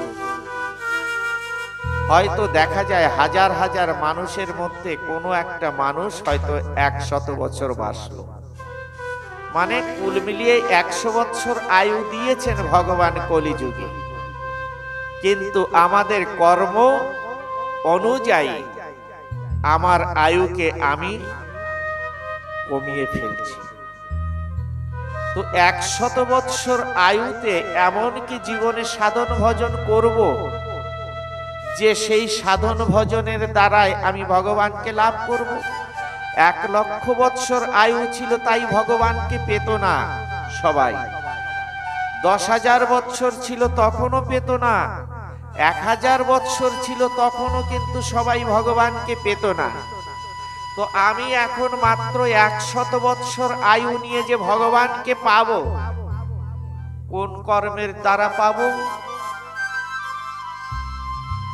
কোন সাধন ভজন নিজের কোন ক্ষমতায় ভগবানকে পাওয়া সম্ভব না। কোন একজন ব্যক্তি আজ যেমন যে বাড়িতে আমরা অনুষ্ঠানে বসেছি, যেমন এই বাড়ির মাতা পিতার 5টি ছেলে এবং 2টি মেয়ে, তো তেমনি কোন একজন মালিকের ভালো একজন জমিদার বাবু, সেই জমিদার বাবুর 4টি ছেলে ছিল। 4টি ছেলে জমিদার বাবুর অনেক অগাধ ধন সম্পত্তির মালিক। কিন্তু ওই জমিদার বাবু মনে মনে একদিন চিন্তা করলেন, আমার তো অনেক ধন সম্পত্তি আছে, আমার যে 4টে ছেলে সারা জীবন বসে যদি খেয়ে যায়, এদের ধন সম্পত্তি কখনো কম হবে না। এদের অগাধ ধন সম্পত্তি আছে, কখনো কম হবে না। কিন্তু প্রত্যেকটা মা বাবা কিন্তু চায় যে আমি বেঁচে থাকতে থাকতে আমি একটু দেখতে চাই যে আমার ছেলেরা নিজে হাতে কামাই করে খেতে শিখেছে। এটা প্রতিটি মা বাবা কিন্তু চায় না যে আমার ছেলেটা নিজে হাতে কামাই করে খেতে শিখেছে। এটা প্রতিটি মা বাবাই দেখতে চায়। এইবার বাবা একদিন 4টে ছেলেকে ডাক দিয়ে বললেন, ও খোকা, তোমরা 4 ভাই আসো তো আমার কাছে। 4 ভাই একসঙ্গে কাছে এসেছে, বলছেন, বাবা, আমার যে অগাধ সম্পত্তি আছে, সম্পত্তি কখনো তোমরা খেয়ে কমাতে পারবে না, কিন্তু আমি তো তোমাদের বাবা, আমার একটু কিন্তু ইচ্ছা জেগেছে যে আমি আর কদিন বা বাঁচবো, আমি একটু বেঁচে থাকতে থাকতে দেখতে চাই যে তোমরা 4টে ভাই নিজে হাতে কিছু কামাই করা শিখেছো। তো আমি এখন কি করব জানো? তোমাদের 4টে ভাইকে সমানভাবে কিছু অর্থ দেব, টাকা পয়সা দেব। তোমরা ভেবো না যে আমি তোমাদের চাকরগিরি করতে বলছি, কথা ভেবো না যেন। আমি তোমাদের সমানভাবে কিছু টাকা দেব। ঠিক 1 বৎসর পরে তোমরা 4 ভাই আলাদা আলাদা করে ব্যবসা বাণিজ্য করে 1 বৎসর পরে আমাকে হিসাব দেবে। কিন্তু 4 ভাইকে যখন বললেন, 4 ভাই বললেন তথাস্তু। এইবার 4 ভাইকে দিয়ে দিলেন। ঠিক 1 বৎসর পরে 4 ভাইকে আবার ডাকলেন,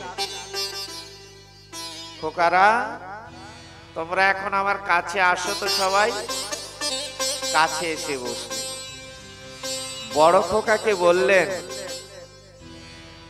বড় খোকা, 1 বৎসর হয়ে গেছে, তোমাকে তো কিছু দিয়েছিলাম, তো এখন বলো তো দেখি যে 1 বৎসর ধরে ব্যবসা বাণিজ্য করে তোমরা কি পেয়েছো? তখন বললেন, বাবা, আমি করেছি, অসুবিধা নেই, আমি লোকসান করিনি, কি করেছো? বাবা, আমাকে যে আপনি পয়সা দিয়েছিলেন না, আমি তার দ্বিগুণ করেছি। মানে আমাকে যে ব্যবসা করতে দিয়েছিলেন, আমি তার দ্বিগুণ 3 গুণ করেছি। যখন 3 গুণের কথা দ্বিগুণ 3 গুণ করেছি, বাবা খুব খুশি হলেন।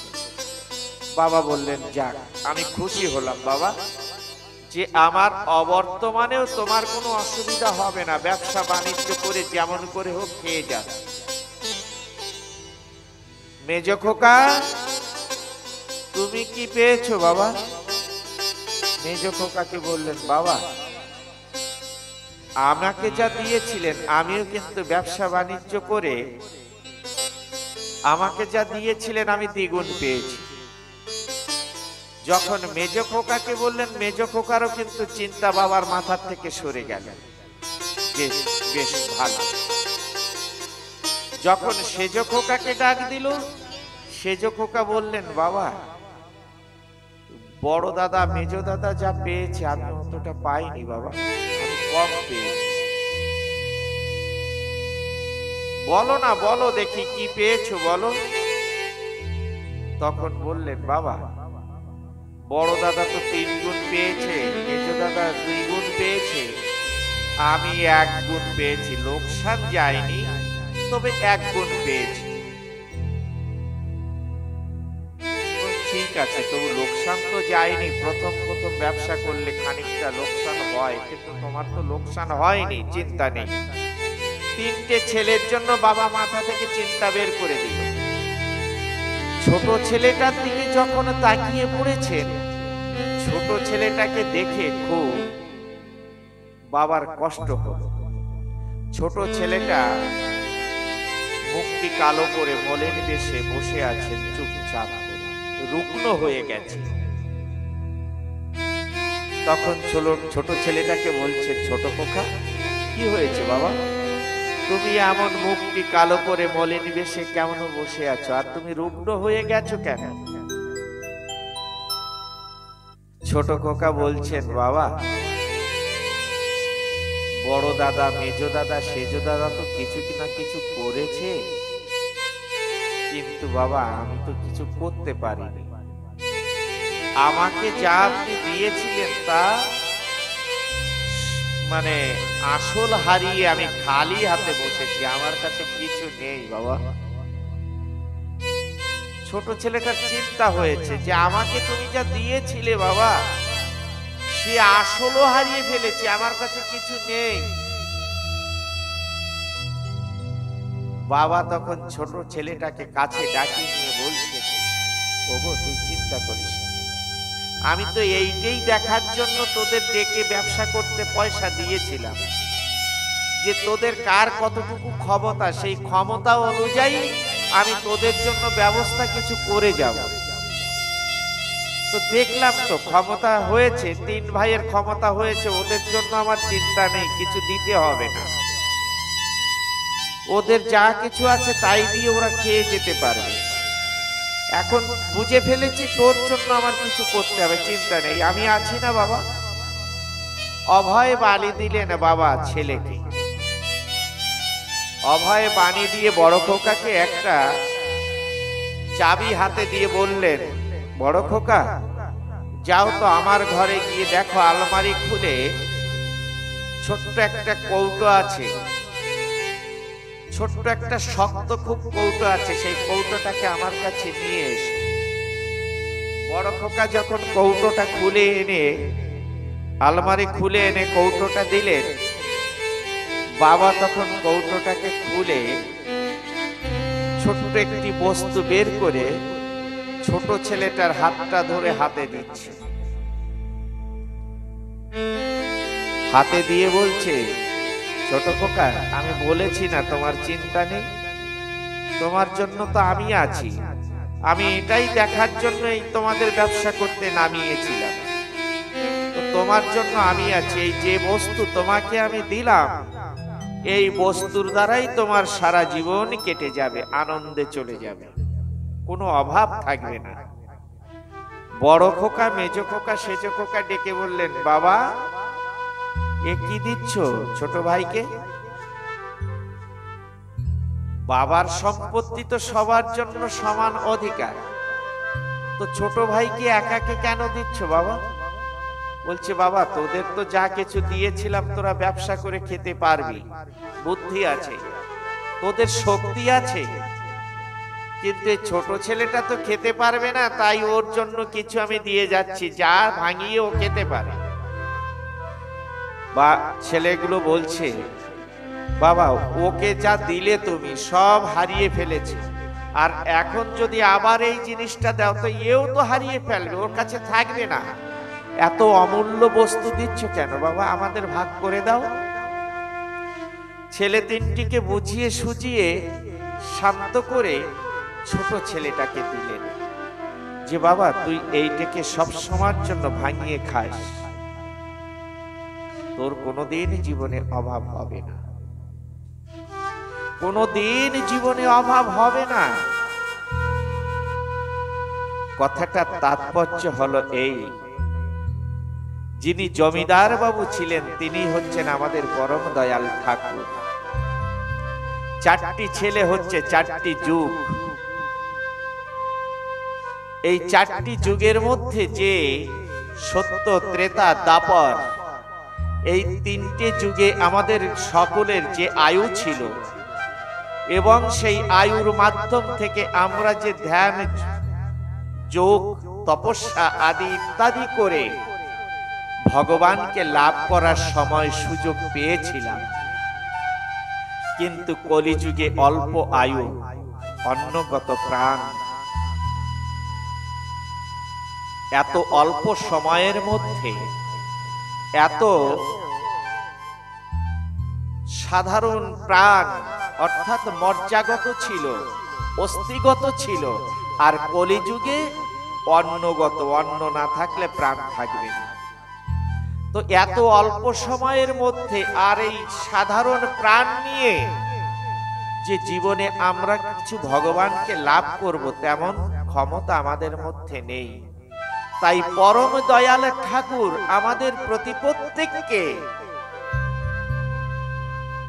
আমাদের পরম দয়াল শ্রীমান গৌরাঙ্গ মহাপ্রভু, তিনি আমাদের প্রতি প্রত্যেককে বলেছিলেন, অভয় বাণী দিয়েছিলেন যে তোমরা প্রতি প্রত্যেকে ওই নাম রূপী পরশ পাথর, হরি নাম রূপী পরশ পাথর নিয়ে সদা সর্বদাই ঘুরে বেড়াইও।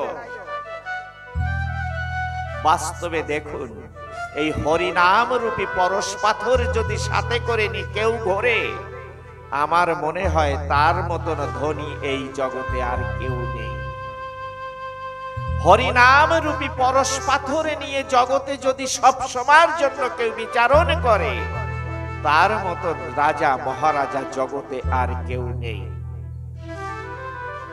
এই জন্য আমাদের জীবনে যদি কিছু করতে হয়, একমাত্র হরিনাম রূপী পরশ পাথরকে সঙ্গে নিয়ে চলা উচিত। আমাদের প্রতি প্রত্যেককে কিন্তু গুরুদেব বলেছিলেন, সমস্ত মত পথের যারা মহাপুরুষ গুরুদেব তারা বলেন যে তোমরা সদা সর্বদাই নাম করো, নামের মধ্যে থেকে নামীকে পাবে, আর নামীকে যখন পাবে জগতের সকল অভাব, অনাটন, দুঃখ, কষ্ট দূরে সরে যাবে।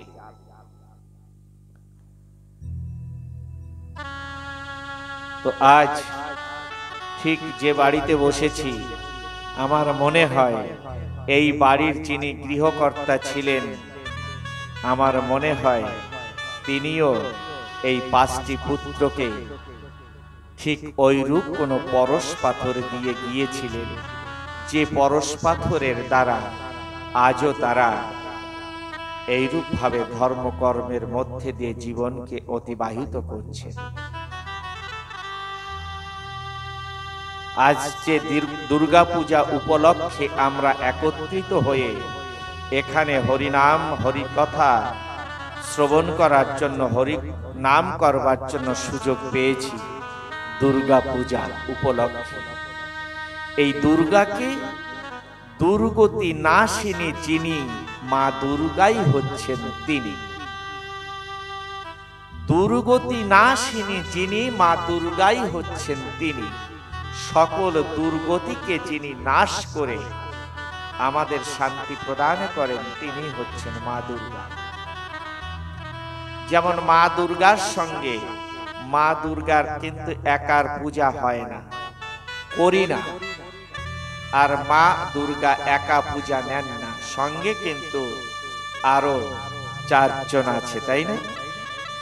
মা দুর্গার একটা পরিবারের সমান। যেমন কার্তিক, গণেশ, লক্ষ্মী, সরস্বতী নামে যে 4 জন আছে,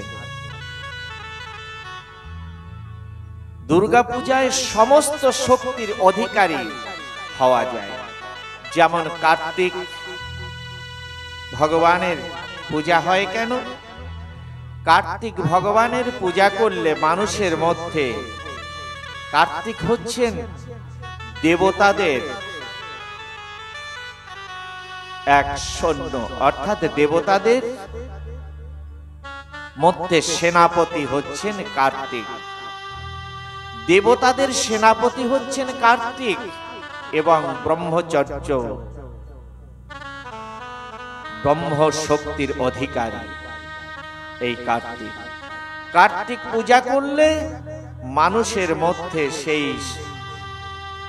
দেবতাদের সেনাপতির যেমন শক্তি, যেমন ক্ষমতা, ধৈর্য, বীর্য, সেই শক্তির অধিকারী হওয়া যায়। তারপরে গণেশ, এক দুর্গা পূজার মধ্যে কত কিছু অর্জন করা যায়।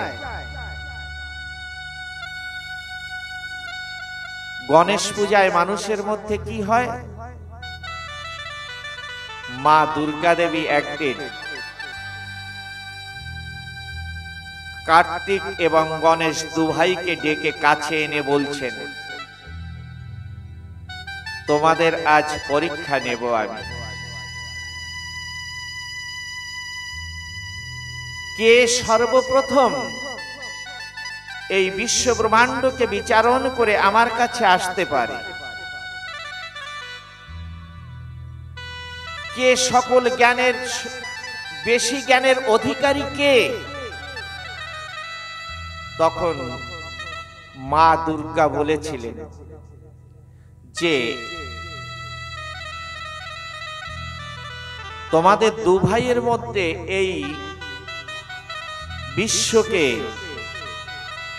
পরিভ্রমণ করে সর্বপ্রথম আমার কাছে আসতে পারবে যে তোমাদের মধ্যে জ্ঞানী হচ্ছে সে।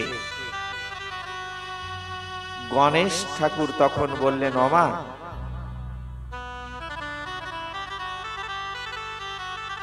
কার্তিক ঠাকুর তখন বললেন, ওমা, ওই দাদাকে আগে পাঠিয়ে দাও, অর্থাৎ গণেশ ঠাকুরকে আগে পাঠিয়ে দাও, কারণ ওই দাদা কিন্তু আমার সঙ্গে চলে পারবে না। দাদা এমনি মোটা ভারী মানুষ, আর দাদার বাহন হচ্ছে ইঁদুর। ইঁদুর কতটা চলতে পারে? আর আমার বাহন হচ্ছে ময়ূর। একবার এখান থেকে উড়োল দিলে একবার ঘুরে এসে তোমার কাছে চলে আসবো অল্প সময়ের মধ্যে। কিন্তু দাদা তো আসতে পারবে না, দাদাকে আগে পাঠিয়ে দাও। মা বললেন, গণেশ তুমি যাবে আগে? গণেশ ঠাকুর করজোড়ে মাকে বললেন, মা, আমার আগে যেতে হবে না, ও তো আমার ছোট ভাই, তো ওকে আগে পাঠিয়ে দাও।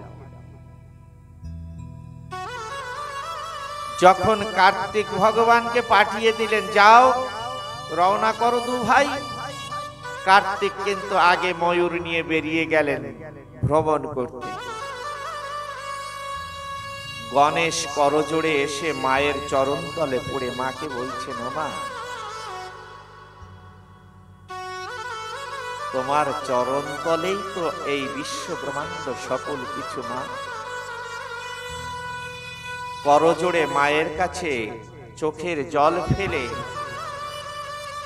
মাকে ওই কথা বলে মায়ের চরণকে 3 বার প্রদক্ষিণ করে মায়ের চরণে মাথা রেখে দিলেন, ওমা এই আমার বিশ্ব ব্রহ্মাণ্ড ভ্রমণ করা হয়ে গেল, তোমার এই চরণখানা আমার মস্তকে রেখে দাও, আমার ত্রিভুবন বিচারণ করা হয়ে গেল।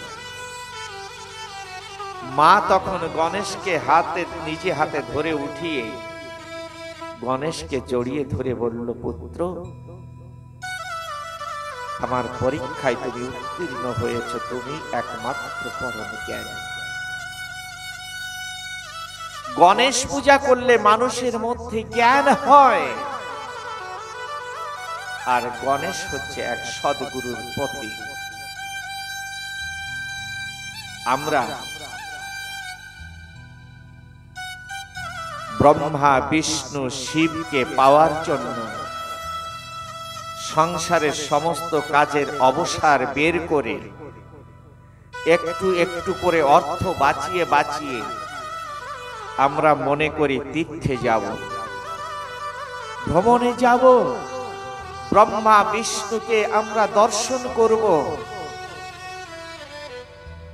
কিন্তু আমরা তীর্থে গিয়ে কখনো কোনো ব্রহ্মা বিষ্ণুকে লাভ করেছি, দেখেছি?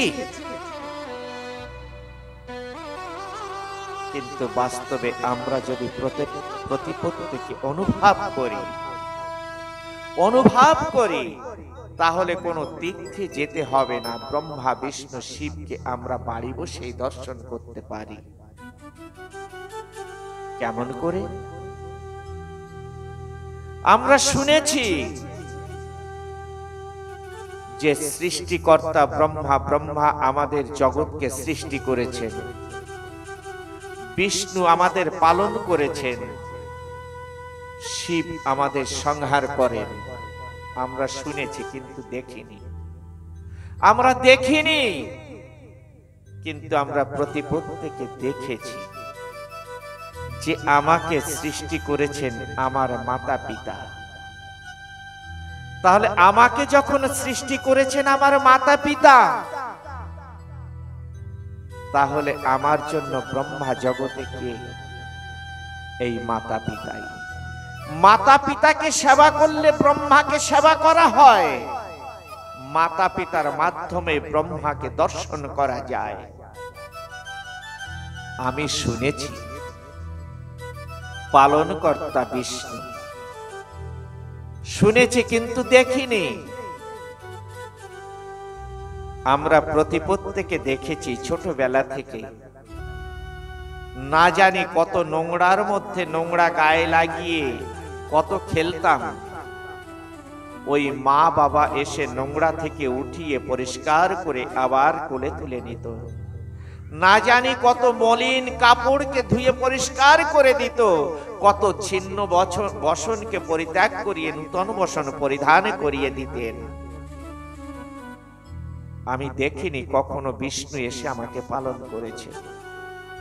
যদি বিষ্ণুকে পেতে হয়, বিষ্ণু কৃপা লাভ করতে হয়, তাহলে প্রতিপত্তিকের ঘরে যে মাতা পিতার চরণ সেবা করা যায়। মাতা পিতার চরণ সেবা করলে সেই বিষ্ণু ভগবানের চরণ সেবা ফল প্রাপ্ত হয়। আমি দেখিনি যে কখনো স্বয়ং শিব ভগবান ত্রিশূল হাতে ধরে নিয়ে আমি কখনো ভুল পথে চললে আমাকে শাসন করবার জন্য তিনি এসেছেন, কখনো দেখিনি। শুনেছি তিনি সংহার কর্তা, কিন্তু আমরা প্রতিপত্তিকে দেখেছি। আমি যদি কখনো কোনো ভুল পথে চলতাম, কোনো অন্যায় কাজ করতাম, কখনো কোনো মিথ্যার আশ্রয় হতাম, হাতে শাসনের দণ্ড নিয়ে আমার মা আমার বাবা এসে আমাকে শাসন করে ভুল পথ থেকে ফিরিয়ে সঠিক পথে এগিয়ে দিতেন আমার মাতা পিতা। আমার মধ্যে যে দুর্গুণগুলি আছে সেই দুর্গুণগুলিকে সংহার করে সঠিক পথে এগিয়ে দিয়েছেন আমার মাতা পিতা। তাহলে ব্রহ্মা বিষ্ণু শিবকে খোঁজার জন্য আমার কোনো তীর্থ পর্যটনে যেতে হবে না। এক মাতা পিতার চরণ তলে বসে ব্রহ্মা বিষ্ণু শিবকে লাভ করা যাবে। সরস্বতী পূজা কেন করি? সরস্বতী পূজা করলে মানুষের মধ্যে বিদ্যা আসে, মানুষের মধ্যে সুসংস্কার আসে। যে বিদ্যা, যে সুসংস্কার দ্বারা সমাজের কাছে, ভগবানের কাছে এগিয়ে যাওয়া যায়। লক্ষ্মী পূজা করি কেন? লক্ষ্মী পূজা করলে মানুষের ধন ঐশ্বর্যের, যশ মান ধন ঐশ্বর্যের অধিকারী হওয়া যায়। এক দুর্গা পূজার মধ্যে দিয়ে সমস্ত কিছু সম্ভব হয়। আজ হয়তো আমার মনে হয় এই বাড়ির যিনি গৃহকর্তা ছিলেন, তিনি যে পরশ পাথর এনাদের হাতে তুলে দিয়ে গিয়েছিলেন, হয়তো কখনো সেই পরশ পাথর নিয়ে চলতে চলতে চলতে চলতে মা দুর্গার চরণে এসেছেন। মা দুর্গার পূজা করতে করতে এই সমস্ত জ্ঞান বিদ্যা বিবেক বুদ্ধি বৈরাগ্য সমস্ত কিছুর অধিকারী হয়ে মাতা পিতার জন্য মন্দির তৈরি করে মাতা পিতার পূজা, মায়ের পূজা এবং গুরু পূজা একত্রিত হয়ে একসঙ্গে মনের আনন্দে করছেন। আমি ঈশ্বরের কাছে কামনা করি, প্রার্থনা করি, আপনাদের সকলের কাছেও আমি প্রার্থনা করি, আপনারা সকলেও মায়ের কাছে এবং ঈশ্বরের কাছে একটু প্রার্থনা করবেন যে আপনাদের মতন পরম ভক্তদের ডেকে ডেকে যেন প্রতি বৎসর বা মাঝে মাঝে এইরূপ ভাবে আপনাদের সঙ্গ লাভ যেন এরা করতে পারে। এই দুদিন আগে ডাক্তার সনঞ্জয় বাবু আমাকে বলছেন, কথোপকথনের মধ্যে দিয়ে বললেন, আমার সঙ্গে সত্যি একটা আন্তরিকভাবে কখনো কখনো কথা হয়। বললেন, স্বামীজি, কর্মই মানুষকে নিয়ে যেতে পারে গন্তব্য স্থানে। আজ আমার যা কিছু হয়েছে এটা গুরু কৃপা এবং তৎসহিত গুরু আদেশ অনুযায়ী কর্ম। কর্মই মানুষকে নিয়ে যেতে পারে গন্তব্য স্থানে। আমি যখন প্রথম বোম্বে এসেছিলাম, আমি বিবাহ করে যখন বোম্বে আসি, হঠাৎ করে আমার শারীরিক অসুস্থতা হয়ে যায়, ভীষণ অসুখ হয়ে যায়। আমার কাছে টাকা পয়সা ছিল না।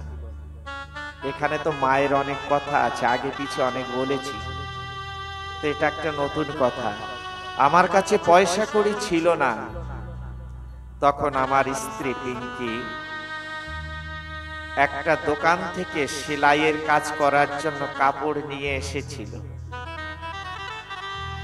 তখন সেই দোকানদারকে, টেলারকে বললেন, টেলার বললেন, আপনি সেলাই করবেন? বলছে, হ্যাঁ আমি করব। আমার হাজবেন্ড অর্থাৎ আমার স্বামী অসুস্থ অবস্থায় আছে, তাই পয়সার প্রয়োজন, তাই আমি আজ সেলাই কাজ করব। আমি ডিউটি যেতে পারতাম না, কিন্তু আমার স্ত্রী, আমার সহধর্মিণী ওই পিঙ্কি সেই সেলাই কাজ করে অনেক দিন পর্যন্ত আমার সংসার চালিয়েছে। কর্ম কখনো ছোট হয় না, কিন্তু কর্মের মধ্যে চাই সৎকর্ম, অসৎ কর্ম নয়। রহিদাস মুচি ছিল, সেও ভগবানকে লাভ করেছিল। কংস রাজা ছিল, ভগবানকে হারিয়েছিল।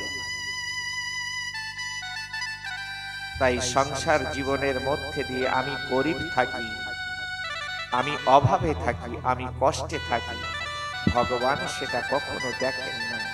ভগবান দেখেন প্রত্যেকটি মানুষের হৃদয় মাঝের সুন্দর পবিত্র স্থানটুকু। তাই আমি যে কর্মই করি না কেন, কর্মের মধ্যে যেন আমার সততা থাকে, কর্মের মধ্যে যেন আমার পবিত্রতা থাকে। আমি ছোট্ট একটি কথা বলে আমি বিশ্রাম করব। প্রভু রামচন্দ্রের পূর্বে, প্রভু রামচন্দ্র যখন আবির্ভূত হয়েছেন তার পূর্বে একটা মন্দির, প্রাচীন মন্দির, সেই মন্দিরের সামনে একজন ভিখারি বসে থাকে, ভিক্ষা করে। তো ভিখারি ভিক্ষা করে, কিন্তু ভিক্ষা দিতে যদি দেরি হয় না, ভিখারিরও অনেক রাগ হয়ে যায়। ভিখারিরও অনেক রাগ হয়ে যায়। আজকাল দেখা যায় অনেক মন্দিরের সামনে যারা বসে থাকে ভিখারি, যদি অনেক সময় ধরে কেউ না দেয় না, রেগে উঠে একজন আরেকজনকে গালাগালি করে, এই তুই এসেছিস বলে আমার অসুবিধা, সরে যা, বকাবকি করে। এটা সত্য, হাসার কথা নয়। লাইন দিয়ে যে ভিখারিরা বসে না, যদি ভিক্ষা দিতে দেরি হয়, এক ভিখারি আর এক ভিখারিকে গালাগালি দেয়, মারে পর্যন্ত, দেখেছি, এটা সত্য। তো মন্দিরের সামনে এক ভিখারি বসে আছে, বসে থাকলে অনেক সময় পর্যন্ত ভিক্ষা পাচ্ছে না। এমন সময় একটা কুকুর না যাচ্ছে ওখান থেকে, আর কুকুরটার কেমন যেন একটি ধর্ম, ও প্রত্যেকদিন মন্দিরের সামনে দিয়ে একবার না একবার যাবেই যাবে, আর একবার ঠাকুরকে দর্শন করবে। তো যখন ওই কুকুরটা সামনে দিয়ে যাচ্ছে না, ওই লাঠি ছিল হাতে, ভিখারি দিয়েছে এক বাড়ি। বাড়ি দিলে বাড়িটা মাথায় লেগেছে, খুব কষ্ট, মানে খুব কেউ কেউ করতে করতেও চলে গেছে, মাথাটা ফুলে উঠেছে, কিন্তু যন্ত্রণা হচ্ছে। মনে মনে কুকুরটা ভাবলেন যে আমাকে বিনা অপরাধে ঠাকুরকে দর্শন করে যাচ্ছি, বিনা অপরাধে আমাকে এমন ভাবে প্রহার করলো, এর কি কোনো বিচার নেই? আমি রাজার কাছে যাব। রামচন্দ্র তখন বনবাস থেকে এসে রাজা হয়েছেন সবে। আমি রাজার কাছে বিচার চাইতে যাব। এইবার রাজ দরবারে গিয়ে, রাজার রাজ দরবারের সামনে গিয়ে বসে আছে মাথায় যন্ত্রণা নিয়ে। তখন রাজা বিচারশালায় বসে বিচার করছেন আর বলছেন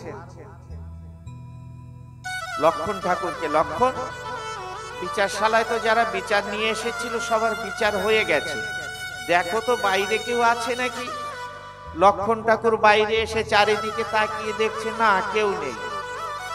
আবার প্রভুকে গিয়ে বললেন, প্রভু কেউ নেই তো, কেউ নেই। প্রভু রামচন্দ্র আবার বললেন, না দেখো না তুমি, কেউ থাকতে পারে। লক্ষণ ঠাকুর মনে মনে ভাবলেন, কেবল দেখে আসলাম, আবার আমাকে পাঠাচ্ছে। লক্ষণ ঠাকুর আবার এসে চারিদিকে তাকিয়ে কাউকে দেখছে না, কিন্তু মনে মনে ভাবছেন, দাদা আমাকে আবার পাঠালো কেন, নিশ্চয়ের মধ্যে কোনো কারণ থাকতে পারে। তো ভালো করে লক্ষ্য করে দেখলেন একটা কুকুর মাথা নিচু করে, মানে খুব করে বসে আছে, আর লক্ষণ ঠাকুরকে মাঝে মধ্যে এমনি করে দেখছে। তখন লক্ষণ ঠাকুর ভিতরে গিয়ে প্রভু রামচন্দ্রকে বললেন যে দাদা একটা কুকুর আছে। ও একটা কুকুর আছে, তাহলে কুকুরটাকে ডাকা, ও নিশ্চয়ই আমার জন্য বোধহয় বসে আছে, কুকুরটাকে ডাকা।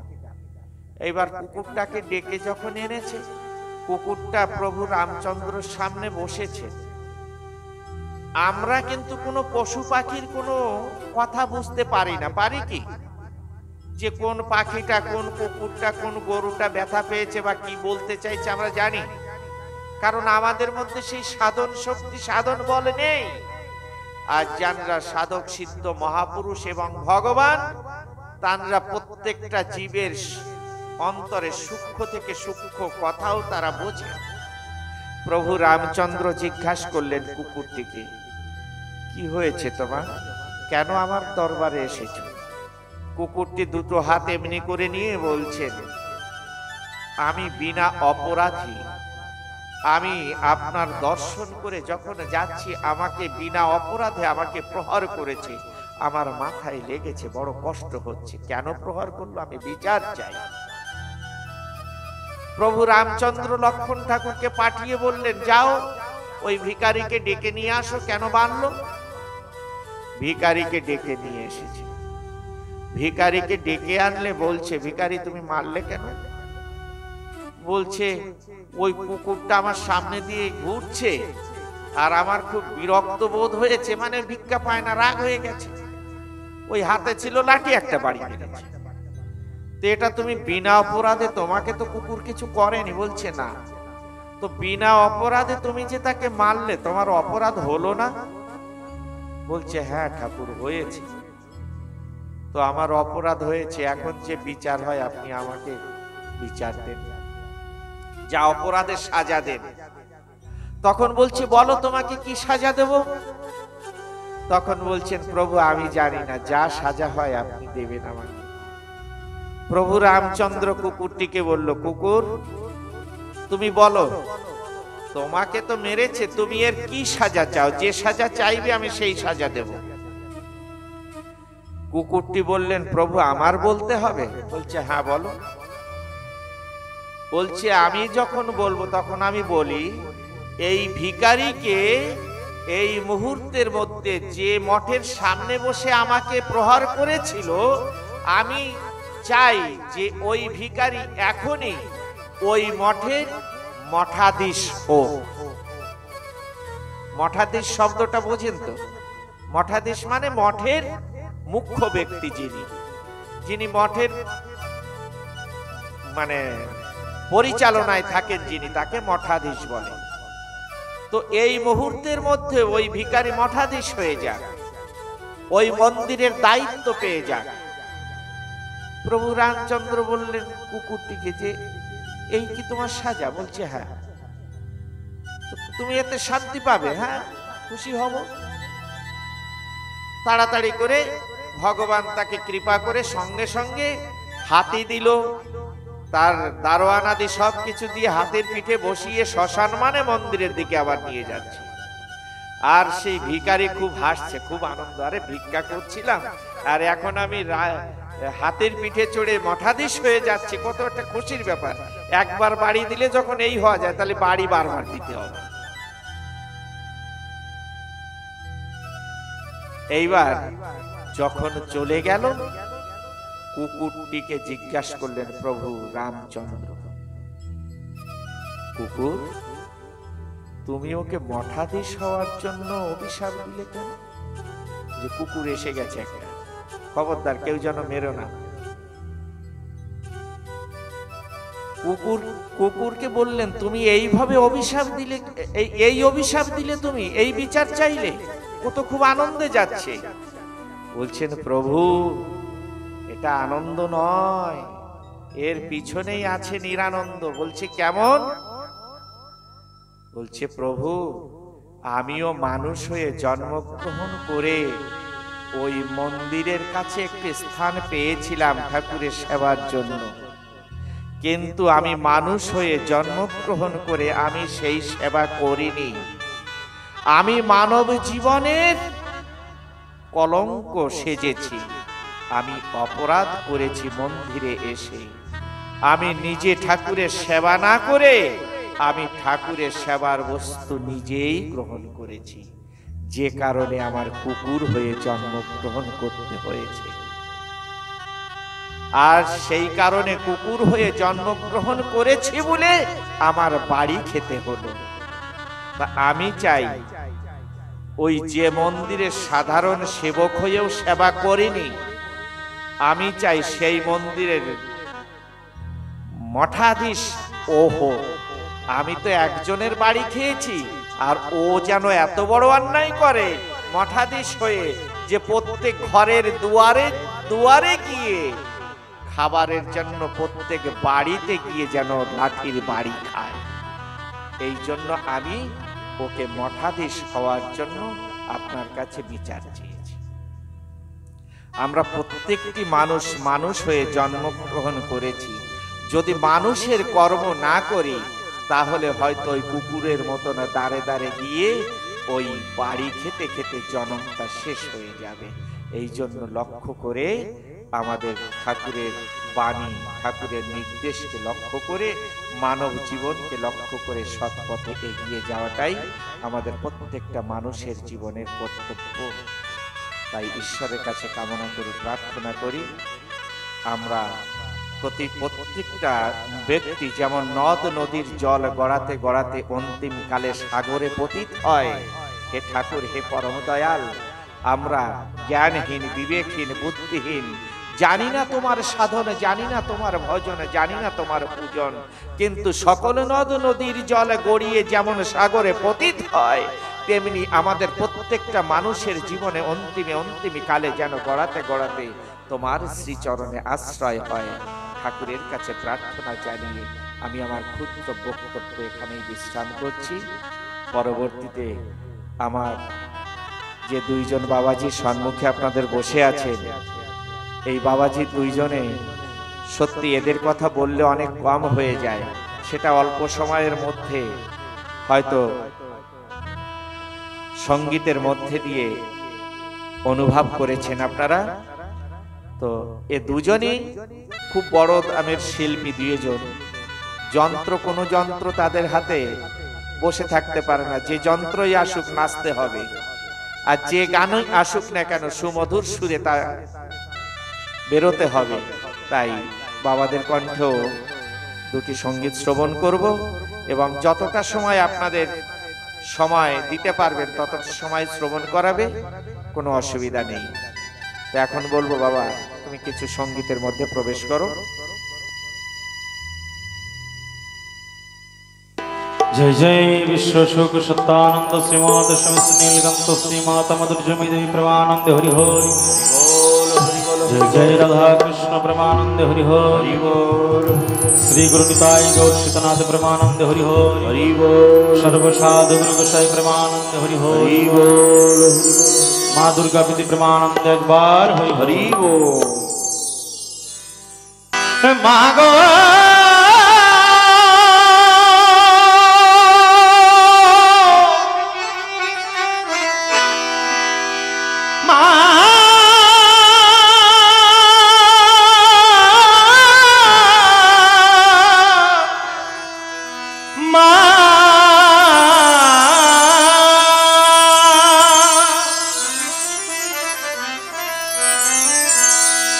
তুমি নিজ গুণে সাজাইল,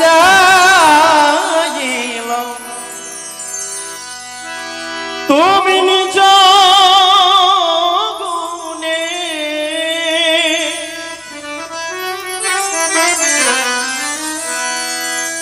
ওমা তুমি নিজ গুণে সাজাইল, তোমার পূজা উপাচার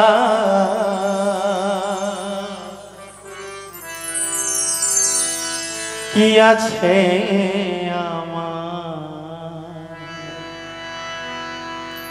আমি কি দিয়ে পুজিব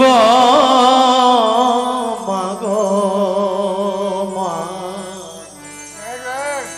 ও মা কি আছে আমি কি দিয়ে পুজিব মাগো, কি আছে আমার, আমি কি দিয়ে পুজিব মাগো, কি আছে আমার, তুমি নিজ গুণে সাজাইল, তুমি নিজ গুণে মা মা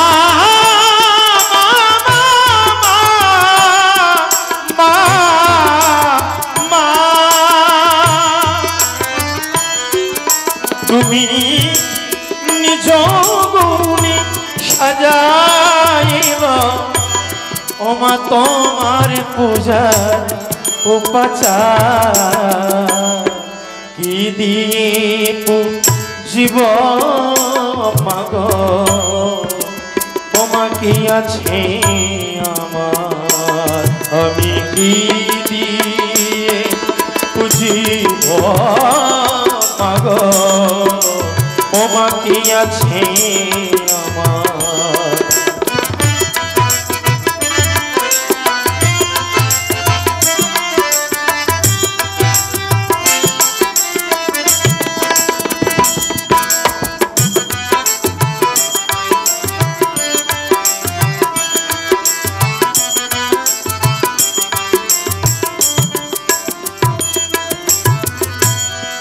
আমার এই হৃদয় মন্দির মাঝে যে সকল অসুর বিরাজে, আমার হৃদয় মন্দির মাঝে ও মাঝে সকল অসুর বিরাজে, আমার হৃদয় মন্দির মাঝে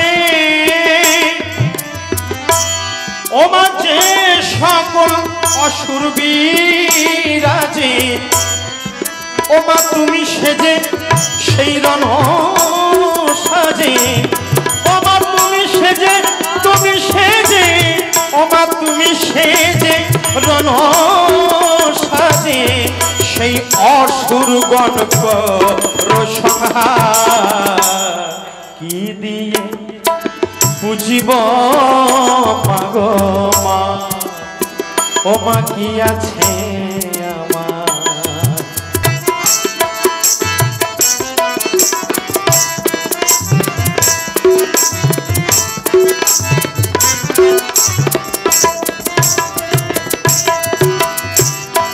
তুমি মাগো আত্মা শক্তি না,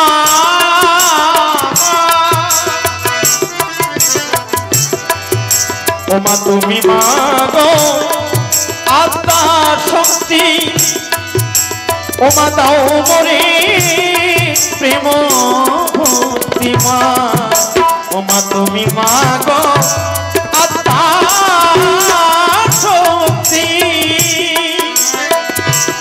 ও মা দাও মরে কৃষ্ণ ভক্তি, ও মা ভবরোগে আমায় দিতে মুক্তি, এই ভবরোগে আমায় দিতে মুক্তি, ও মা তুমি সর্বমূলাধার কি দিয়ে বুঝিব মাগো, ও মা কি আছে আমার।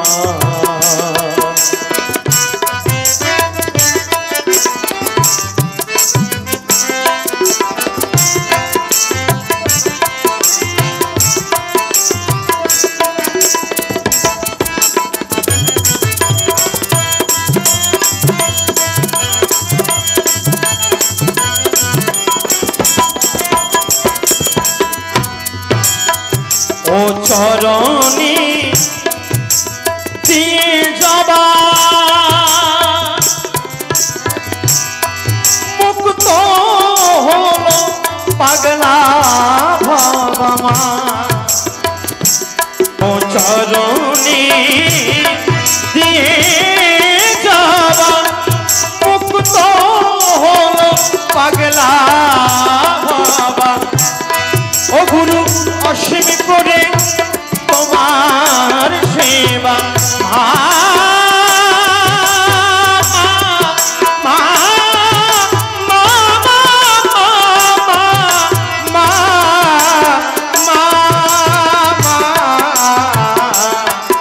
ও চরণে দিয়ে যাবা, দেখো মুক্ত হলো পাগলা ভাবা, ও বাবা অসীম করে তোমার সেবা, ও গুরু অসীম করে তোমার সেবা, হবে এবার ভব পার কি দিয়ে বুঝিব মাগো, ও মা কি আছে আমার। তুমি নিজ গুণে সাজাইল, নিজ গুণে সাজাইল, ওই তোমার পূজার উপাচার কি দিয়ে বুঝিব মাগো, ও মা কি আছে আমার। আমি দিয়ে বুঝিব বাকি আছে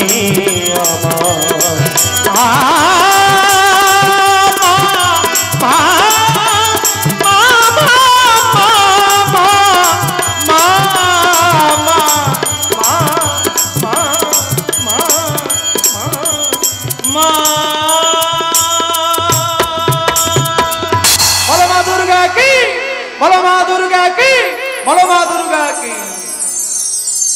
हरे कृष्ण हरे कृष्ण हरे राम हरे राम राम राम हरे हरे हरे कृष्ण कृष्ण कृष्ण हरे हरे हरे राम राम हरे जय जय विष्णु सुख सत्तानंद श्रीमात श्री नीलकंठ श्रीमाता मधुर जमैन प्रमानंद हरि हरि बोल जय जय राधा कृष्ण प्रमानंद हरि हरि बोल श्री गुरु निताई गौशीतनाथ प्रमानंद हरि हरि बोल अनंत कोटि ब्रह्मांड अनंत मदन अनंत साधु गुरु गोसाई प्रमानंद हरि हरि बोल बोलो मां दुर्गा की जय बोलो दशभुजा माता दुर्गा की जय दशभुजा माता दुर्गा की जय आनंद की सकल भक्त वृंद की प्रेम से बोलो राधे राधे निताई गौर हरि बोल।